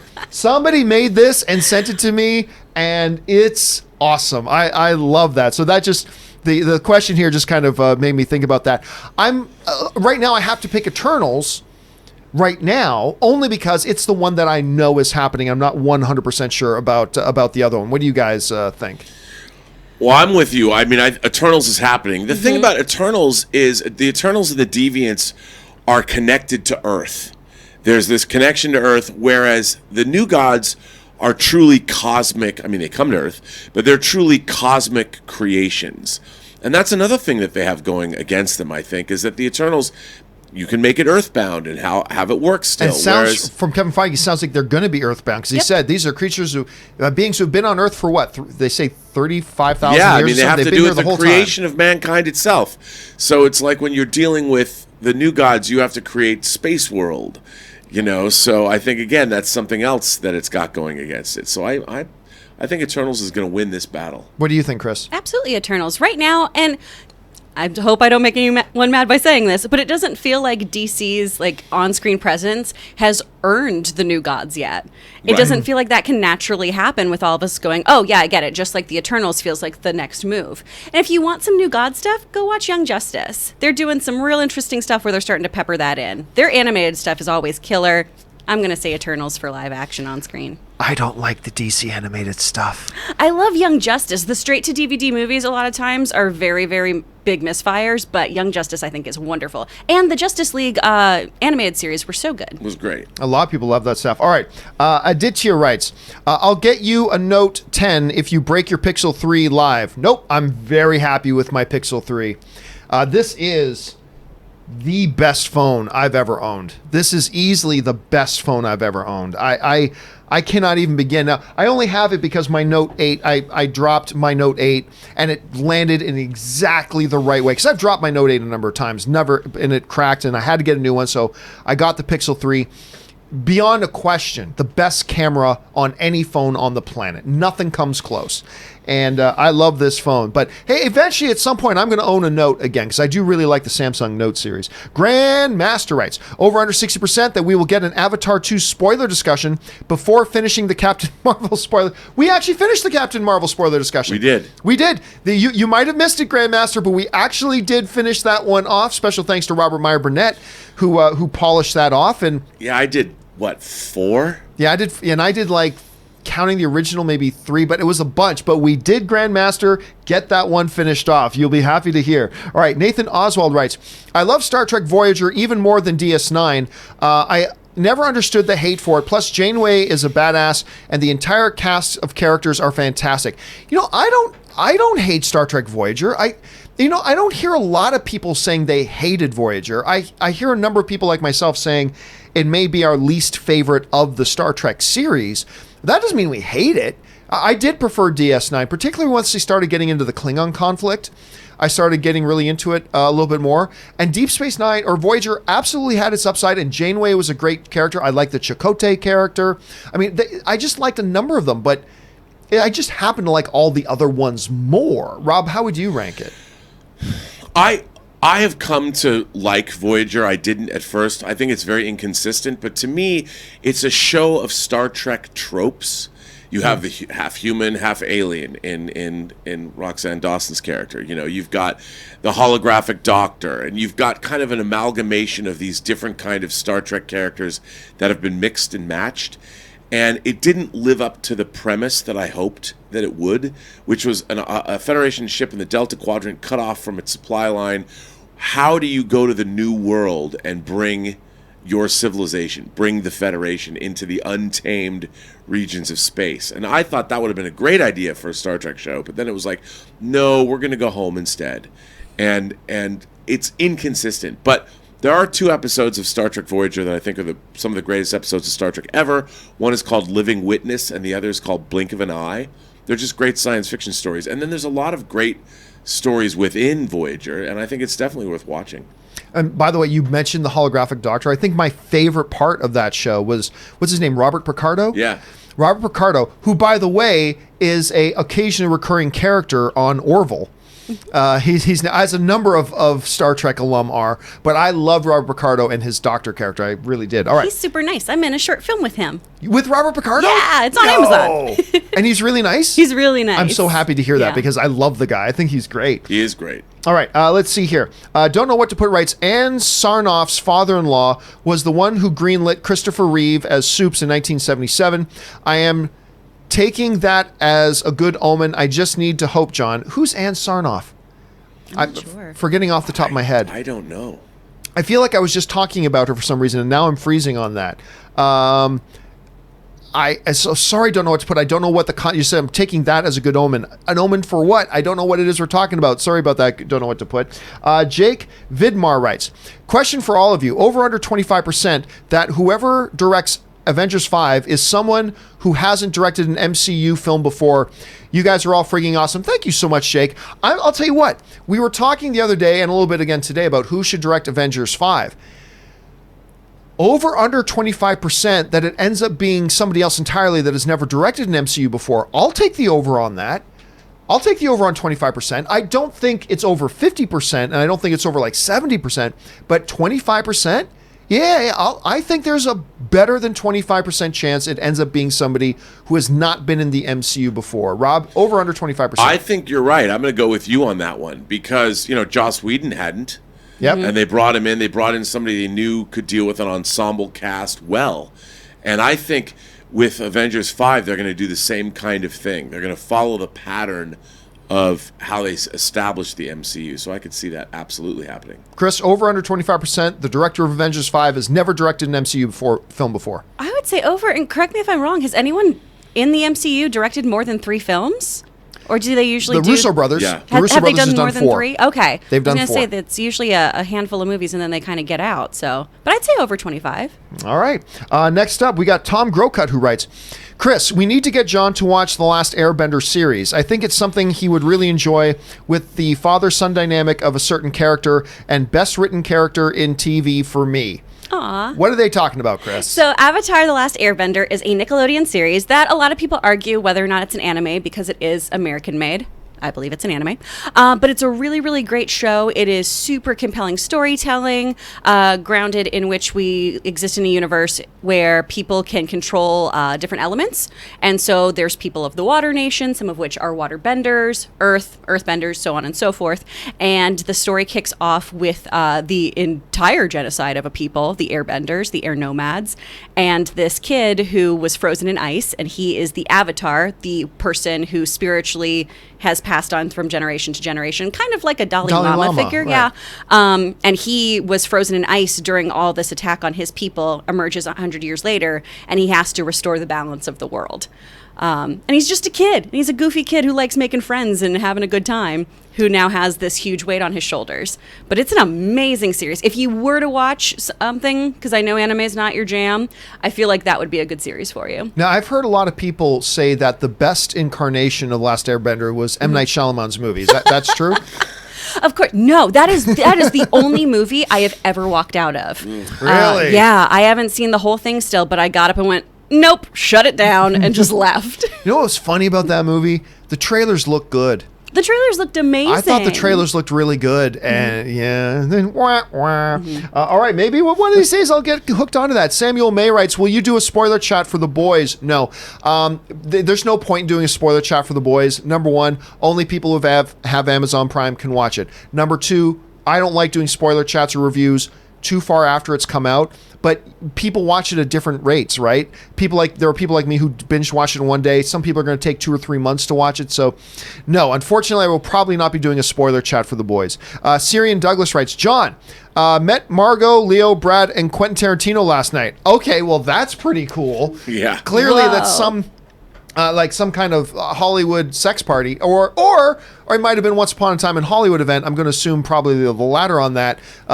That's amazing. I have met Margot Robbie. I've met Quentin Tarantino. I've met Brad Pitt. I've never met Leonardo DiCaprio. Never met Leo, but to meet them all in one night, that's pretty damn cool, dude. That's a night you will not soon forget, my friend. Chris Parsons writes, would Star Wars episodes 7 through 9 have been more liked if they weren't part of the Skywalker trilogy? Look, I don't think any of that has anything to do with anything. It's just the movies weren't well made. They're not well made movies. There were great ideas for movies. I think the basic synopsis for them could have made something good, but they are what they are. So no, I don't think it would have made them any different, Chris, in my opinion at any rate. Chris also writes, all the robots and kaiju movies, where's Voltron? Well, listen, dude, there have been talks. There have been whispers for years of a Voltron movie. And then you got to ask about which version of Voltron do they do? Because there's the Lion Voltron, but then there's another one where there's like 10 vehicles that merge into Voltron and they're not lions. So which Voltron do you do? Which incarnation? The Netflix series Voltron isn't actually all that bad. Now, I watched the first 2 seasons of it. Have you seen that one, Chris? The Netflix version of Voltron? I have. I love it. And how many seasons are there? I want to say there's only 4 or so. I'm not sure because it has I've seen 2 concluded. and I kind of liked it. It's really, really fun. I don't know how far into it that is, but there is a D&D episode later on. Yeah, it's really, really fun. Okay, well now so that's one that you should stick around for. Now I'm kind of obligated to check that out. Syrian Douglas writes, and you put up your Instagram thing to see your picture with Brad Pitt. That's something people can look into. MP writes, John Roberts, Spider-Man Kraven's Last Hunt. We can pitch this to Marvel. 6-part episode, animated, TV 14 on Hulu. Are you in or are you in? Sorry, MP. Marvel has no say in that. That's all Sony. Sony has the rights to the Kraven character right now. I don't think you're going to see that happen. Besides, I also think Sony, I believe, now this is not based on any insider information, but Rob, we've seen a lot of talk going on within the Sony circles, what's going on. I believe we're going to get a version of Last Hunt with Kraven the Hunter in the Sonyverse. And I think you're going to see him, instead of with Spider-Man, you're going to see him hunting Venom. Again, not based on any insider information. That's just from all the whispers we're hearing and where things seem to be heading, that's where I think they're going. As such, there's no way they'd let Marvel do something like that on top of it. Do you think something like that can work, like in the Sonyverse? I mean, I don't think it would work in the Sonyverse, but I like the idea of Kraven going after Venom. Oh, I do too. I like that idea. I wouldn't think I would, but I do. I like that idea. I think that would be great. I really, really do. And I'm excited for them doing something like that. Let's see. Zaya writes, my sister is finally going to watch Endgame with me tomorrow. Can't wait to see her reaction. She went crazy at the end of Infinity War. Well, I mean, if she liked the end of Infinity War, I think she's going to get a big kick out of Portals. I mean, that whole scene in Portals is like, good grief. It's just nerd orgasm all over the place. I mean, that's all it is. It's nerd orgasm, and it's exactly what it tried to be, and it succeeds in what it tries to be. And that's great that you get I say this all the time, Zaya, there's nothing I enjoy more than watching a movie I love with somebody who hasn't watched it yet. Yes. I love that. Yep, me too. So much. And so the fact that you get to do that with your sister is pretty damn cool, man. All right, Dalton Burdett writes, on yesterday's show, you asked who our picks would be for an Avengers 5 director. My pick is Guy Ritchie. He just made a $1 billion hit for Disney, and I love his style. Listen, I'll say that, look, I am a big Guy Ritchie fan. Lock, Stock, Snatch is in my top 20 all-time favorite films. I love Snatch. Protection from who? The Germans. It is one of the best movies ever made. I do not see Guy Ritchie as a fit for Avengers or the MCU at all. I don't see him as a fit at all. Now, I also didn't think he was a fit for Aladdin. And I really like Aladdin, like a lot. And I didn't think he would be a good fit for that. So take that with a grain of salt. I still don't think he would be a good match for the MCU, and I don't think Kevin Feige would think he's a good fit for that style either. I don't know, Rob. Look, Bob Iger talks to you at your weekly racquetball match, says, hey, I'm thinking about... Squash, sorry. You know, Kevin and I are talking about getting that Guy Ritchie fella to direct Avengers 5. What do you think, Rob? Is that a movie we should make? What do you tell him? I'd say you'd have to keep close watch on him, but I would love to see a Guy Ritchie Avengers movie. It would be crazy. I mean, it would be a lot of fun. I guarantee you what'll happen. Guy Ritchie would introduce Captain Britain, and it would be played by Jason Statham. Oh, that would be. I would watch the hell out of that. I would watch the hell out of that. Oh yeah. What do you think, Kris, about the idea of a Guy Ritchie directing an Avengers movie? I'd see that Jason Statham movie so many times. Oh my gosh. I actually really like him for the DCEU. I think he'd have some real fun over there with a lot of their characters, especially because we don't have that kind of united front entirely established right now, since they keep swapping people out and everything.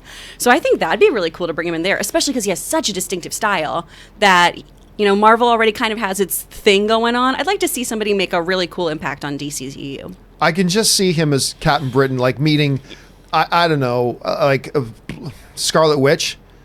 Hello, little bird. Who the hell are you supposed to be? I can just hear Jason Statham in his total thing doing it. Yeah, maybe, but I just don't see it. I just don't see it. But I'm with you, Rob. I would watch the hell out of that. I would watch the hell out of it. Ryan Lohner writes, did you see Sharon Tate's sister saying she felt like she was seeing her again watching Once Upon a Time, something in my eye and it's tears? I did not see that, but I don't even think she needed to be in the movie. I think you could have cut the entire Sharon Tate character out of the movie and it wouldn't have affected the movie in the least. I mean, but the way she's portrayed in the movie by Margot Robbie, you can't help but fall in love with that character a little bit. Like you're watching this movie, and it's particularly the way they portray her. You can't help but love this character.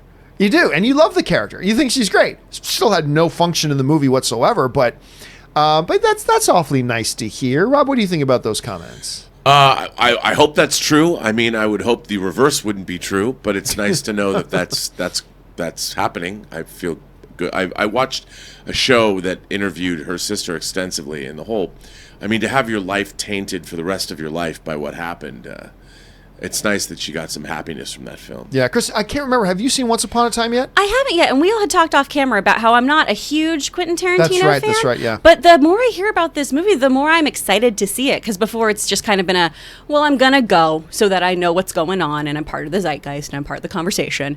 But I'm really excited about it. The more I hear about it, the more excited I am to see this. All right, let's keep moving here. The Sock writes, thanks to you, I'll always remember my seatbelt. Yep, that was part of my illustration that I did the other day. Thank you for the callback, Sock. I appreciate that, man. Stay safe, kids. All right, Alex Von Gollum writes, I think the lightsaber fight of Anakin versus Obi-Wan's great. You can sense the former's hatred and the urgency of the latter to stop the monster thoughts. I like the scene, I do. Although there is some of the all-time stupidest stuff in the prequels are in that scene as well. Like as a whole, the fight is great. It's kinetic. It's got this, fever pitched energy to it. But there's also a couple of moments that, oh my God. Number one, the one part where they're just standing. Well, no, actually, there's more than a couple, but a couple that jump to mind. When they're just standing in front of each other and they do their lightsaber twirling for about 17 minutes. They're just standing in front of each other doing their lightsaber twirls like, okay, I get it. I mean, that was so laughable, but ultimately, they're fighting all over the place. All over the place, multiple terrains, on tables, on floors, on twisted metal, on blah, blah, blah. And then they get to a part where Obi-Wan is like 3 steps in front of him on a slight incline and goes, "It's over, Anakin. I have the high ground." What the fuck are you talking about? It is one of the most stupid lines ever. It's like, do you know how many times during this fight somebody had an elevation advantage over the other? It was one of the most idiotic things. My favorite lightsaber fight in the prequels, and I still love to this day, is still the Darth Maul, Obi-Wan Kenobi, and Qui-Gon Jinn fight. That to me, with Ray Park as Darth Maul. So, and look, I'm one of these guys. I hate the prequels, but even people who love the prequels hate the Yoda and Darth Tyrannus. Was it Darth Tyrannus? Dooku, who is, I believe, Darth Tyrannus. Yeah. A lot of people who even like the prequels don't like that fight. I love that fight. I love animated Yoda having the lightsaber fights and all that kind of stuff. But you know what? Despite the stupid stuff in it, I agree. I do think that last lightsaber fight in Revenge of the Sith is pretty good. How do you remember it, Rob? I like it. I mean, but I like you. that movie is torpedoed all the time by goofy stuff. And yeah, I agree with you, but I do like that fight, and I love the piece of music, the John Williams score when they're fighting. I mean, there's moments where it's like, this is really pretty great, but then it ends, it's so goofy. The ending is so, even when he gets burned up in the lava, I don't know. Kris? I think about that "I've got the higher ground" line almost every damn day. I say it so always. And When it you're does. standing on the top step and your husband's one step Just- below. yeah. I have the higher ground. Every time my dogs are playing like popcorn on the couch too. It's Anakin. Yeah. But yeah, that I always feel bad because I kind of giggle towards the end of the fight, and I shouldn't. That's not what should happen when somebody's being burnt up by lava. But all the other stuff, though, the actual fight choreography is really, really kick-ass. I will say this, Hot Toys is releasing a bunch of figures from the prequels, including their DX figure of Darth Maul that just came out, which is amazing. He comes with his Sith speeder. And I'm looking forward to getting them all. Though going out of that fight, though, one of the stupidest, maybe the ultimate stupid thing in the prequels that appropriately enough kind of ends off the series. You have this advanced medical team of like advanced robots and computers and stuff like that. She's dying. Why is she dying? We don't know. She's in perfect health. She seems to have lost the will to live. That's your medical diagnosis. Yeah. Like if she's in perfect health and there's nothing wrong with her physically, yet she's dying because of a broken heart. Really? No will to live, huh? She just had a couple of kids, but no will to live. It's like, who greenlit this? Who George Lucas. Anyway, Yeah. It always makes me think, too, of the scene with Leia later on. Well, I don't remember my mother very much, but she was very beautiful. Yeah. From when you were just born? Dang, okay. That was retrospective stupidity too. I mean, look, I could go on all day about this. Let's move on, shall we? Jerome Smith II writes, De Niro, Pesci, Pacino. I am so ready now. Hey, look, if you're looking for a selling feature for Irishmen, that's a pretty big ass selling feature. That's a pretty big-ass selling feature. Let's see how that turns out. Nat Park sends in an extraordinarily big super chat. Thank you for supporting the channel on that level, Nat. Hi, all. First time John Campea Show super chat. Well, thank you, Nat. I appreciate it. It's good to have you here, my friend. Love your show. A Quentin Tarantino Star Trek would be interesting. More themes beyond Kirk and Co. and Core Federation, Section 31, War, Frontier, Colony, Orient Syndicate, Crime, Espionage, Exploration of the Unknown, etc. One of 10 original QT adaptation films. Well, listen, honestly, Nat, one of the reasons I've been saying for a long time that I don't know if this Quentin Tarantino Star Trek thing would actually happen, but I would be totally down for it, is for two mirrored reasons. Reason number one, it would be something different for Quentin Tarantino. Because as great as his movies are, he does kind of have his own little boundaries and sandbox and his limitations that he always stays in. He stays in his comfort zone. Quentin Tarantino, as ballsy as his movies are, they all fit within the Quentin Tarantino comfort zone, right? You watch a Quentin Tarantino movie for 5 minutes and you'll know it's a Quentin Tarantino movie. And he lives inside that bubble and the results have been great. But as a fan of Quentin Tarantino, I would love to see him get outside of his comfort zone. Do something that is different from anything he's done before. And even if that means try doing an IP where you got to now as a director really flex your directing muscles because it's not a story you created. Let's see how well you can direct when it's an IP that already exists. Let's see what you can do there. It's something like a sci-fi nature, which we've never seen him do before. And that's why the notion of a Tarantino movie in the Star Trek universe fascinates me, because it would be Tarantino near the end of his career, self-imposed, by the way, but near the end of his career, really wanting to stretch himself and prove to himself that he can do something outside of his sandbox.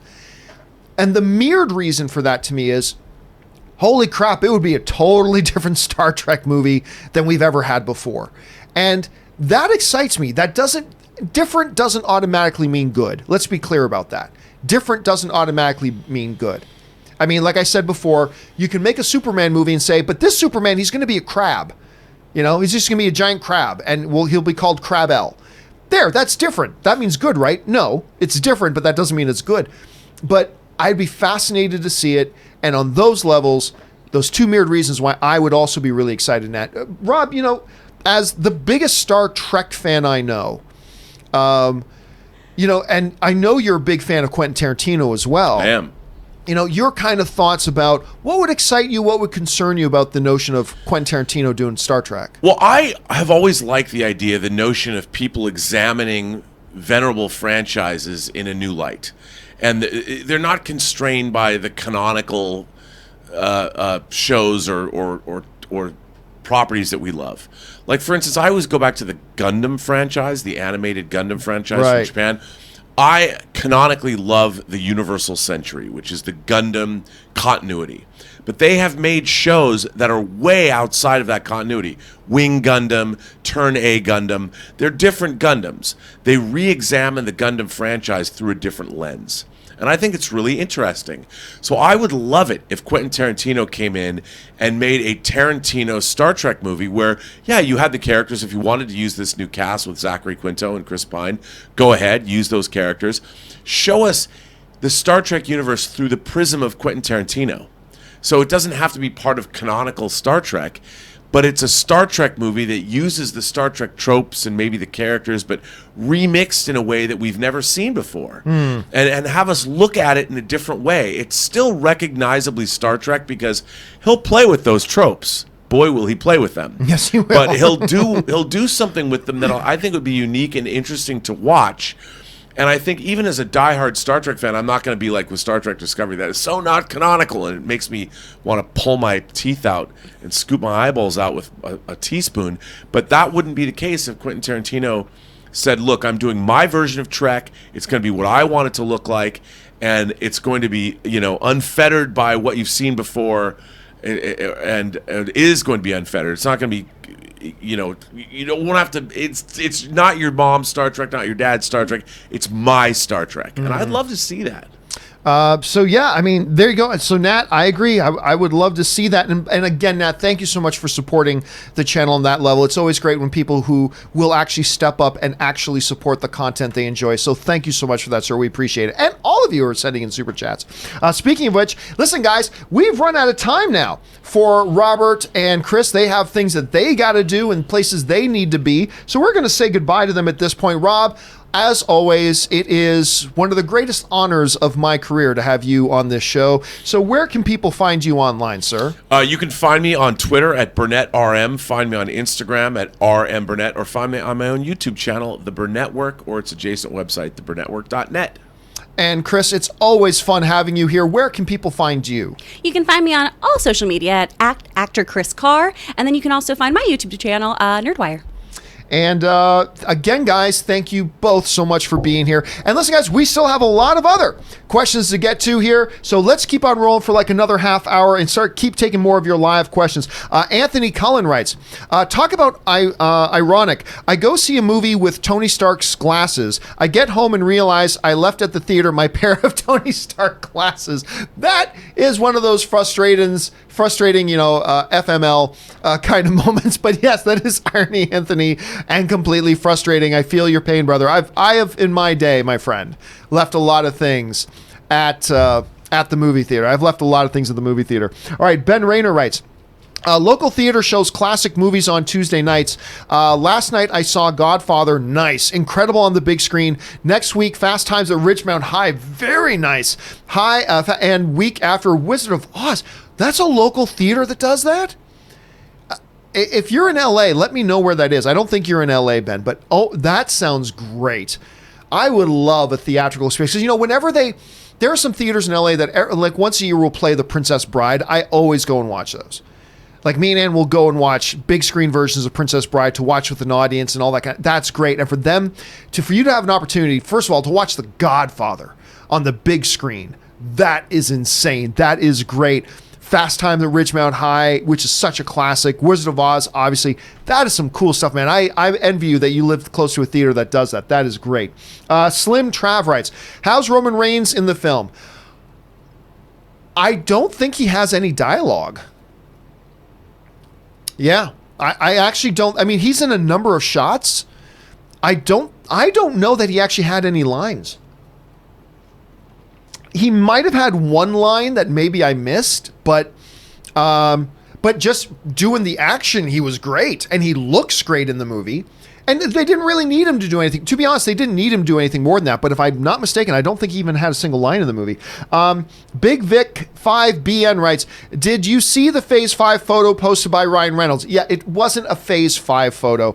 That was celebrating the 5th anniversary of the leak of the Deadpool footage, the leaked test footage. It was the 5th anniversary of that with this, conspiracy board who leaked it. And just for fun, he put in Phase 5. I would not call it a Phase 5 picture. The Bearded One writes, hello, John and crew. I was watching The Fresh Prince of Bel-Air, and the episode when Will's father left him brought me to tears like no other show or movie. Maybe because I can relate, love the show. I'll tell you what. One of the things that makes that scene so good is, number one, first of all, it was the first scene that gave us a glimpse. Oh, wait a minute. This Fresh Prince kid, he can actually act. But it's because the show had never really even had a scene like that before. And the juxtaposition of the entirety of what that show is, then you go so far with that scene, made the impact all the more powerful. And him talking to Uncle Phil and breaking down, I mean, it really was one of those scenes that I will always remember. I'll always remember that scene. It was done with such power and sensitivity, with great emotion, without getting hammy or over the top. And I think America's heart broke as they were watching that show and that scene, which was so different from everything else in The Fresh Prince of Bel-Air. It was a beautiful scene that will go down as one of the most all-time memorable, I think, particularly for situational comedies like Fresh Prince of Bel-Air. It will go down as one of the great, most memorable scenes. It was wonderful, and particularly if you have a personal attachment to it, like because there's an element of being able to relate to the scene, that would just emphasize that even more, I would imagine, Bearded One. But yeah, man, I agree. It's a magnificent scene. Harry Mudd writes, anyone remember Reign of Fire? Quite the unique take on dragons. Yeah, Reign of Fire, you had Matthew McConaughey, Christian Bale. There are some people who remember that movie very, very fondly. And it was the first movie that people went, when they saw Matthew McConaughey, like, whoa, that guy's ripped. But I never loved Reign of Fire. There are people who look back on it and remember it very fondly. I never liked it all that much. Although its visual effects was ahead of its time. And you're right, it was a very different kind of look at dragons at the time. But I remember their effects at the time being like, whoa, like, remember the year it came out. It's like, that's pretty damn impressive. And for its era, it really was. If it works, it works. I like that username, writes. Brad Bird would be my pick to direct Avengers 5. Brad Bird's not a bad pick. A lot of people, when bringing up Brad Bird, though, go Fantastic Four. That would be intriguing as well, but Brad Bird's a nice pick. David Tapia writes, my local AMC has intermission breaks for any Bollywood movies over a certain length. It works out great since intermission is built into the film.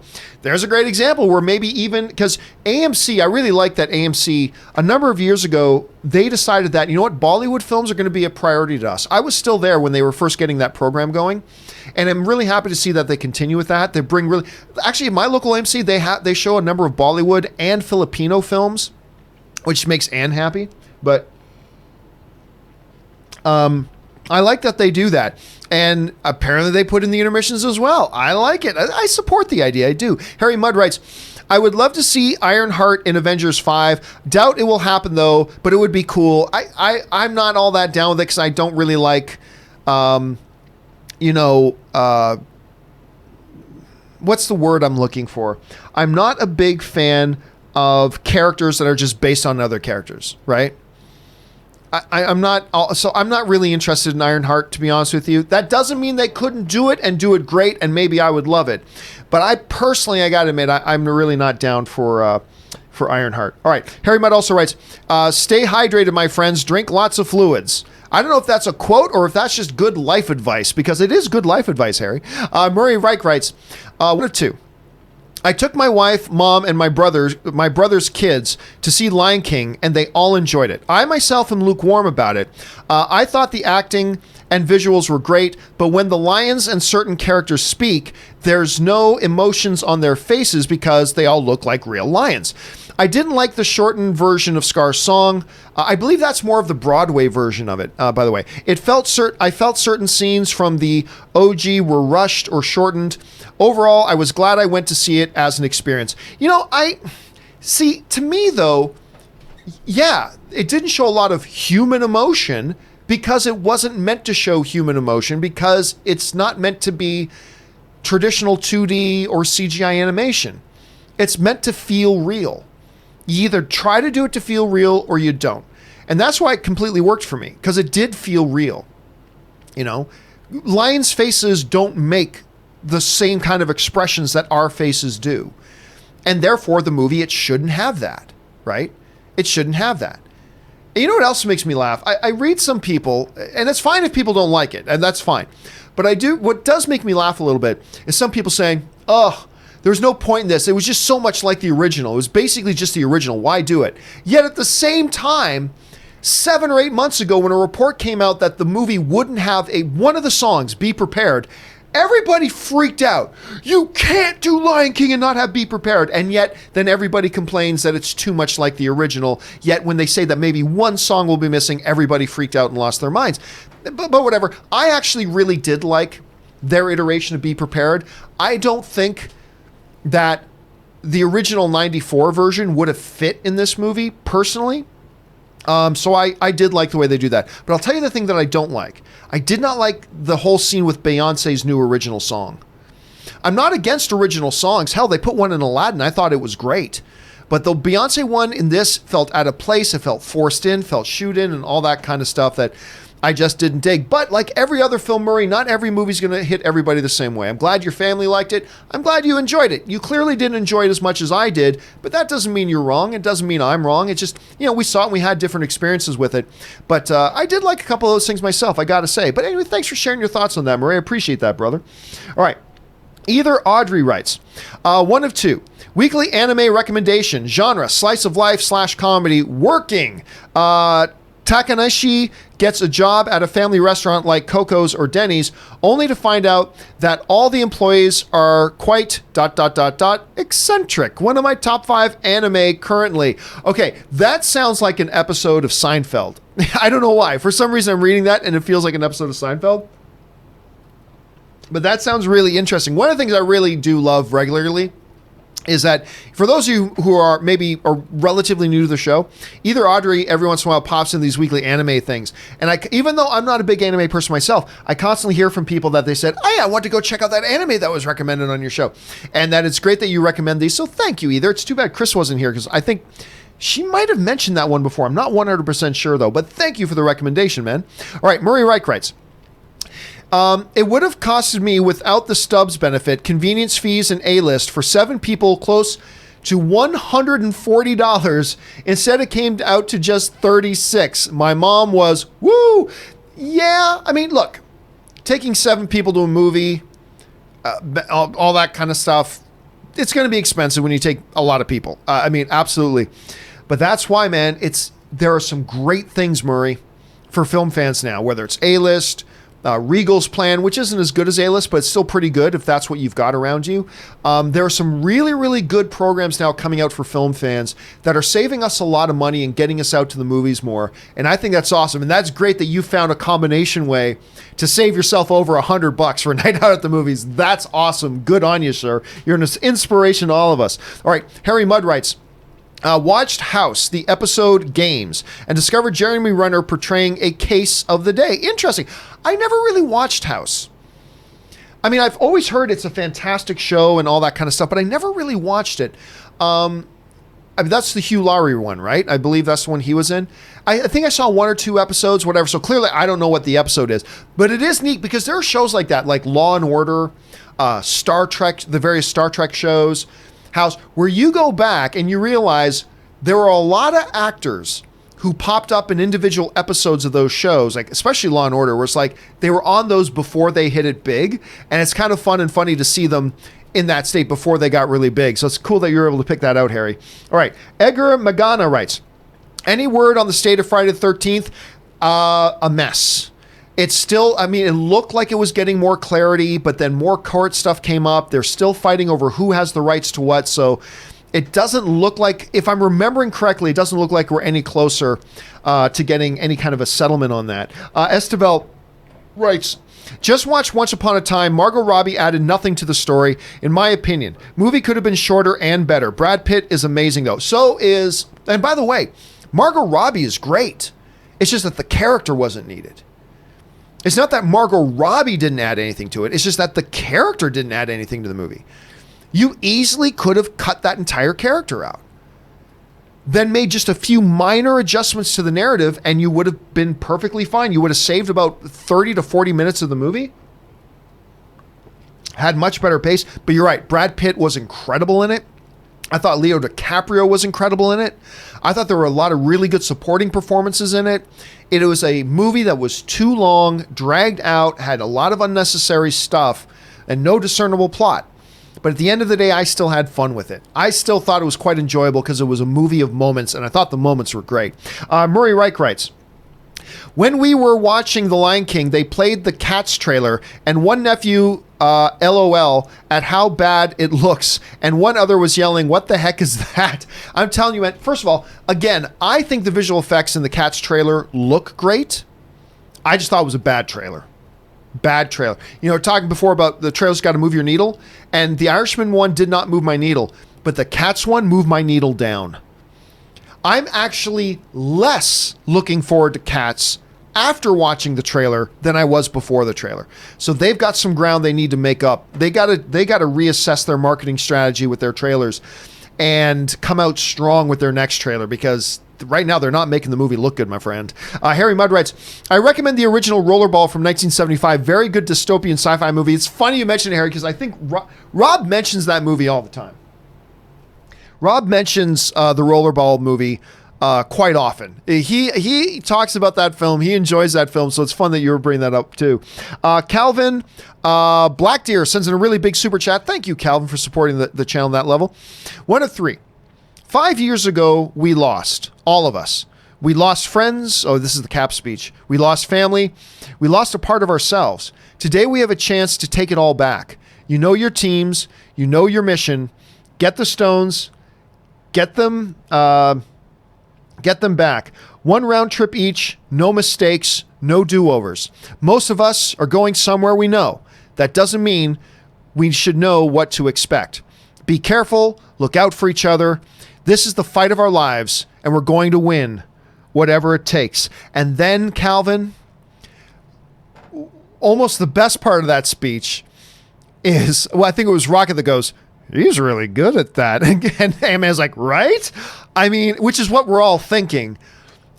Again, it highlights to me, Calvin, why Captain America is the best character in the MCU. He's not anywhere near my favorite comic book character, like nowhere near. But in the MCU, the way they portrayed him, the way Chris Evans has played him, the way they've written him, Cap is my absolute favorite hero. He's my hero in the MCU. Captain America is my hero. He's the best of the MCU. And he'll be back. He'll be back. But, and that speech, it just kind of embodied and encapsulated everything about why I love the Captain America character so much. Why he's the one who makes that speech.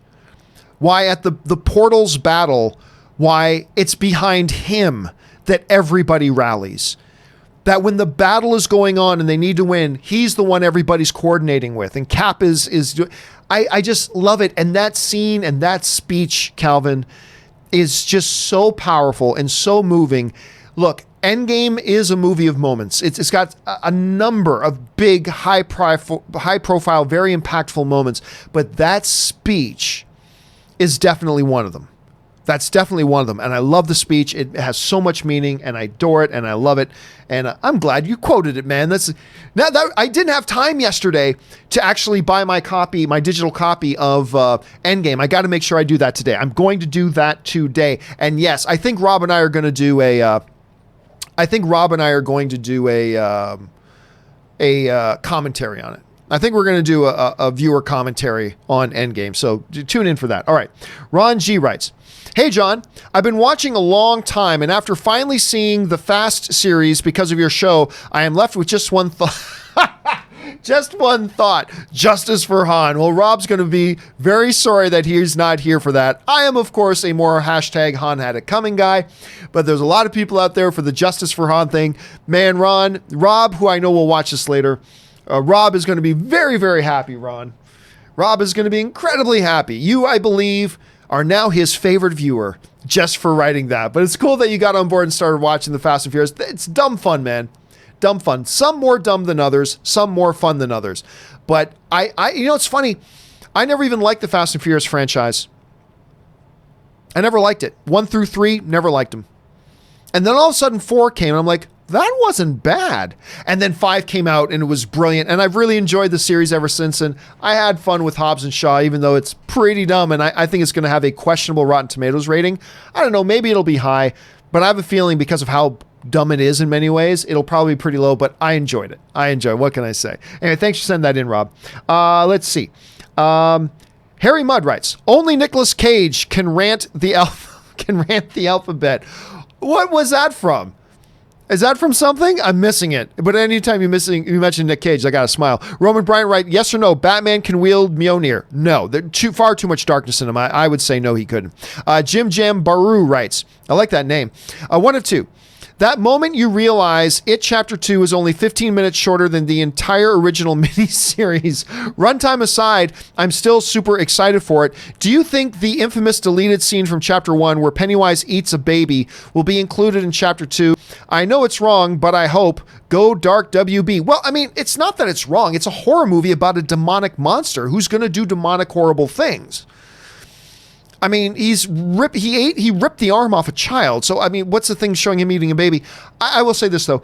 I don't think we're going to see things that were left out of the first chapter all of a sudden force-fed into the second chapter. Now, I could be wrong about that, Jim. Could be wrong about that. I mean, it is a half-hour longer running time than the first movie was. But I think they're going to completely focus on the events of the second part. I don't think they're going to go back, take elements that they didn't include and come shoehorn them in here. I mean, it is an R-rated film, so it's not like they have to be careful of anything. So, yeah, I don't think we're going to see it. I think they're just going to focus on the material at hand. They're going to do the best they can with that. And if they do even 80% as good of a job as they did in Chapter 1, we're in for a hell of a good time. And like I was saying before, the last trailer for It Chapter 2, I think is the best horror movie trailer I've ever seen. I think it's the best horror movie trailer I've ever seen. I'm very, very excited to see this movie. Harry Mudd writes, Roman Bryant, I doubt it. Batman has that's exactly what I was saying, Harry. It has too much darkness in his nature. Mjolnir would never accept him. Yeah, I agree. I don't think he's got a lot of good stuff going for him. I just think there's too much darkness in Batman, which is one of the reasons that makes him such a great character. Cody John Walker writes, Part 1. On never dying subject of digital versus physical media, when do you think they will improve audio quality to be as high as physical media? I have a Dolby Atmos system and the volume has to be at 75 on digital and still isn't as good as the disc when I'm only at 40 in quality. Thoughts? I mean, they're always improving it, right? It wasn't that long ago that the idea of getting like full 1080 HD over streaming was hard to imagine.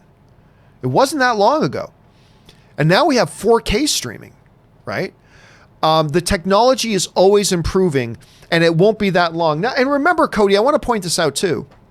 When we're discussing physical versus digital media, on this show, we're never arguing about whether digital media is better than physical media or if physical media is better than digital.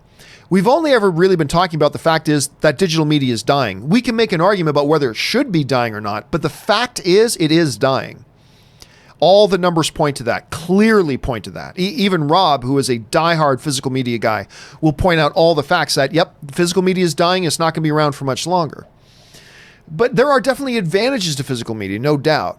But that stuff about audio quality and all that kind of stuff, that's all changing. That's all changing.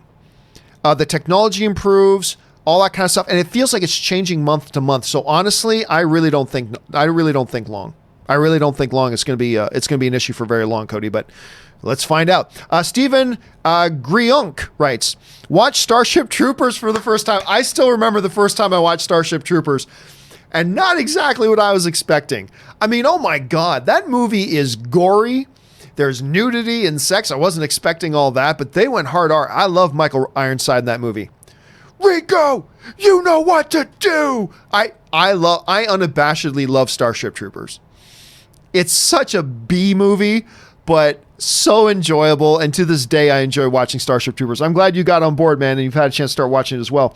Baxter Kirkdoffer writes, "I vote Rob to be the director of Avengers 5. Have my vote. You'll absolutely have my vote.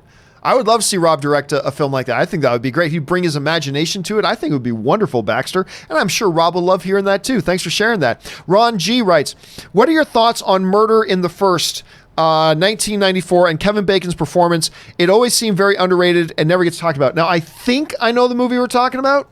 I think. But let me just make sure, because often I think I know the movie we're talking about. But I never do. If it's the one I'm thinking, it actually came out in 95. Oh, you know what? It did come out in 95, but it's not the movie I was thinking of. You know what? I don't know that I've seen Murder in the First.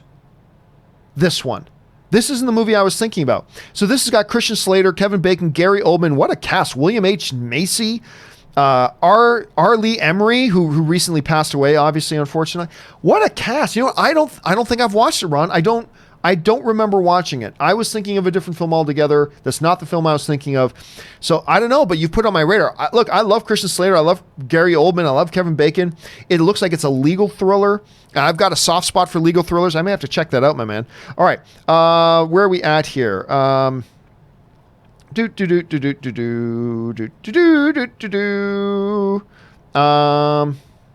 Okay, here we go. August Boyes writes, "I notice a lot of empty shelves for Captain Marvel. First, Disney buys all of their..." I'm just going to assume you're being facetious here, Augustine. "First, Disney buys all their movie tickets, and now they're buying all the DVD movies. Do you think Disney is taking this too far to prove a point?" I mean, I am going to assume you're not a brain-dead moron and you're just joking around and you're being facetious. I know, right? Unbelievable. Yeah, you're right. Captain Marvel was very big on the DVD home video sales charts. It obviously cleared $1 billion and all that kind of stuff. It was ridiculously successful. Ridiculously successful. Where is this boycott everybody's talking about? Anyway, $1 billion film selling out on the home thing. It is impressive. Again, to me, I think Captain Marvel is a very good movie. I don't think it's a great movie. You know, it's not, to me, it's not the upper shelf of the MCU movies. You know, it's not in the same league as a Infinity War, as the original Avengers, as Civil War, as, you know, a lot of the top tier. I don't know that I would put Captain Marvel in the top, certainly not the top 5, maybe not even the top 10 of the MCU movies, but it's a good movie. It's a good movie, and clearly there was an audience that was dying to see it, and, you know, hats off for all their success, man. It's going to be interesting to see how they move forward with her. Harry Mudd writes, "Flatliners from 1990 is a hidden gem." Oh, yeah, absolutely. Kiefer Sutherland, and yeah, absolutely. I like that movie a lot. And it's still kind of referenced today in many different forms. Sid Vicious writes, "Why is Fassbender making Kung Fury 2? Weird choice." Is that a fact? Hold on a second. Kung Fury 2. We're saying there David Sandberg is going to direct it. They're saying Arnold Schwarzenegger, Michael Fassbender, David Hasselhoff, which of course that goes back to the original thing. I don't know. I don't even 100% know if this is really absolutely connective, definitively true or not. But hey, working actors got to work, and I can't remember the last time Michael Fassbender was in a truly good movie. He's put out a lot of bad movies lately. And he's a great actor. So, but I don't know why he chose that one. And again, I'm not even 100% sure that's absolutely true. Harry Mudd writes, John, it was the Ford Futura. It was the Ford Futura that was bought from Ford for $1 by George Barris. He customized and tricked out the car into the Batmobile. Okay, I remember you bringing that up the other day, that the Batmobile was bought for $1. So the production actually bought it for $1. There had to have been a handshake kind of thing going on before that, but that's an interesting piece of trivia, Harry. Harry Mudd also then writes, the Giants win the pennant. Bobby Thompson hits the lower deck of the left field stands. The Giants win the pennant, and they're going crazy. They're going crazy. I don't know where that's from. Again, stump me. Stump me. If that's a quote from something, I'm stumped on that one. All right. The Bearded One. We only got a few minutes left here, guys. The Bearded One writes, seen Batman vs. Superman and Endgame 4 times each in the theaters. I probably saw Batman vs. Superman 4 times. And I also, well, I saw Batman vs. Superman at least 4 times in the theaters. And I know for a fact that I 100% saw Endgame exactly 4 times in the theaters. These are big screen experiences, Bearded One. These are ones we got to go see multiple times. Harry Mudd writes, Justice for Han. Hi, Rob. Again, Rob would have appreciated that were he still here. Dude Man writes, Tony Stark loves cheeseburgers, but if you remember, so does Tobey Maguire from the first Spider-Man film. Wanted to get some with MJ. Love that movie. Well, yeah, but Dude Man, there's a lot of characters that love cheeseburgers. I don't know if there's any kind of connective tissue there per se. I think there are a lot of characters that when asked the question, love cheeseburgers. So I don't know if there's any connected movie, but that first Spider-Man movie, very good. But the second Spider-Man movie, until Spider-Man Into the Spider-Verse, I thought Spider-Man 2, the Sam Raimi Spider-Man 2, was actually the best Spider-Man movie ever made. I now think it's the second best Spider-Man movie ever made. Like, I think the best is Spider-Man Into the Spider-Verse. The second is Spider-Man 2, still to this day. I mean, he made some pretty special stuff there. Spider-Man 3 notwithstanding, I thought he made some pretty special stuff, dude, man. All right. Daniel Miluski writes, I have a source, agent at CAA, confirmed Ant-Man 3. Well, I'll believe it when I see it. I don't think they will, but everybody knows I would love there to be another one. I really would. I really like the Ant-Man films, but I don't think they're going to do one. I don't. And you may have somebody that heard something and all that kind of stuff, and maybe things are being looked at and all that kind of, but I really don't think there will be one. Hopefully it does happen, but I have my doubts. I really do have my doubts. The Hero writes, hey guys, if you could choose 2 oddball MCU characters for a new buddy movie, who would it be? Example, Ant-Man and the Mantis. Thanks for the show. I've answered that question before here. Honestly, I don't care. I mean, I just like seeing what they come up with, right? So throw a pair of characters at me, and then we'll see.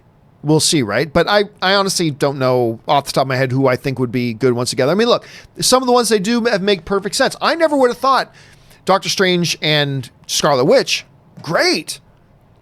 You say it, that could be pretty cool. Obviously, Winter Soldier and the Falcon is an obvious one. That's an obvious pairing. But as far as the non-obvious ones, any combination of 2 they could make work.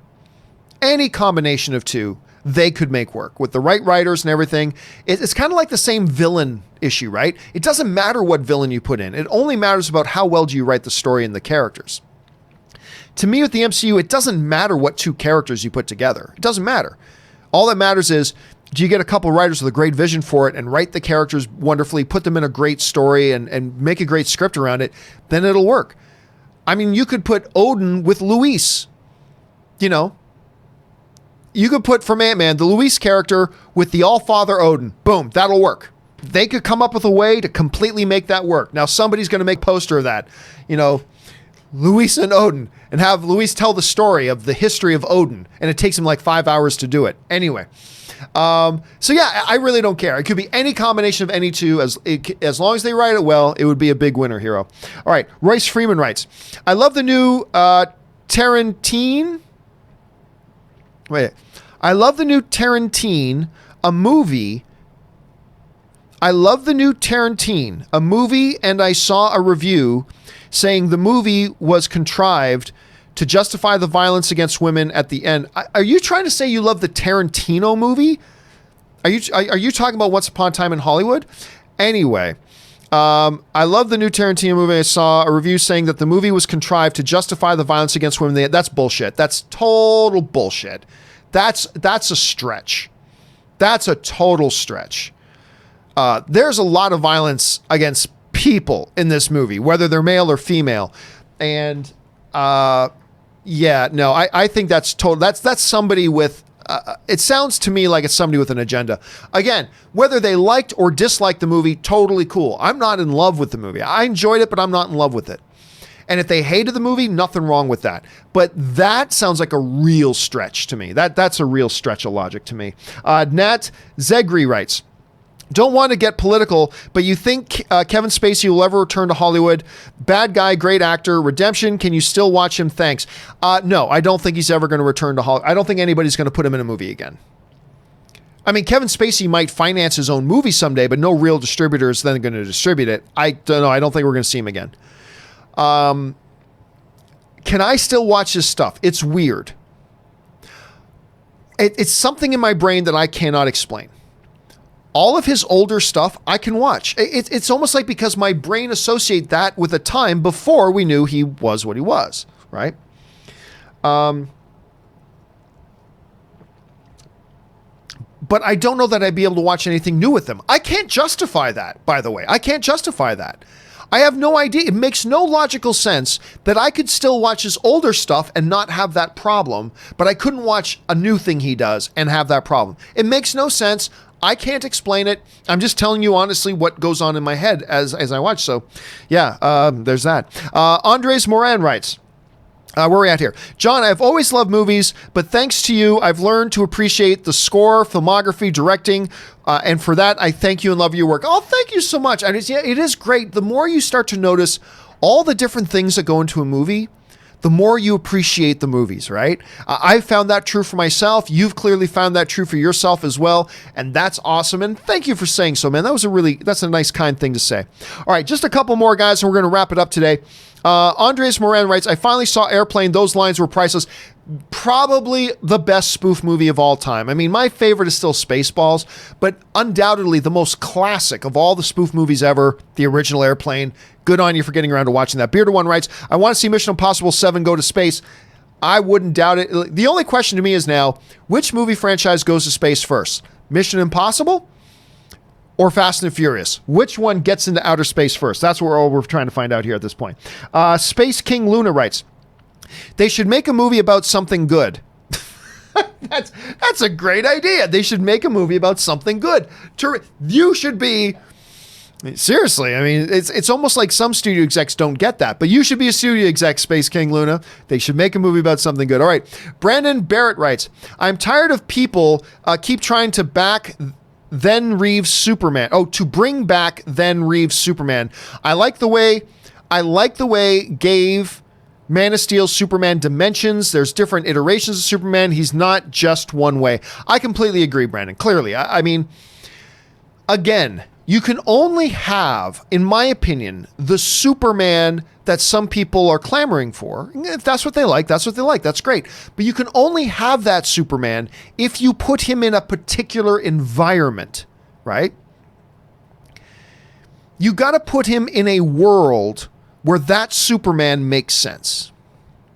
If you're trying to be a little bit grounded and saying it's our world today, then Superman will look a little bit different because it's a different world that he's living in and in a different environment that he exists in.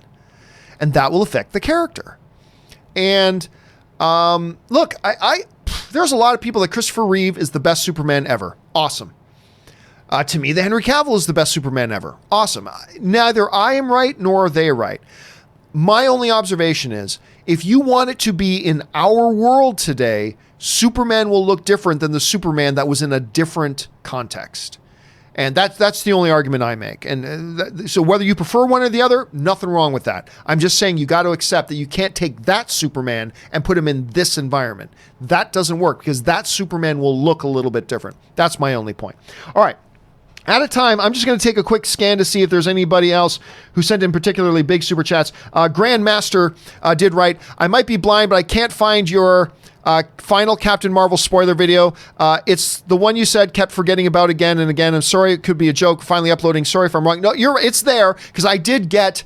ultimately, I was just not getting the time to do it, so I got Rob to do the final one. He did do the final one. It did get uploaded, and it is up there. I absolutely promise you, Grandmaster, it did finally get done. All right, for everybody else that sent in questions from Lamar, McLeod, Draco, and Starfire XXX, do not worry. Your questions are going to get answered in a video either later today in a companion video, or maybe if there's not many of them left, we might just do them off the top on tomorrow's show as well. But do not worry.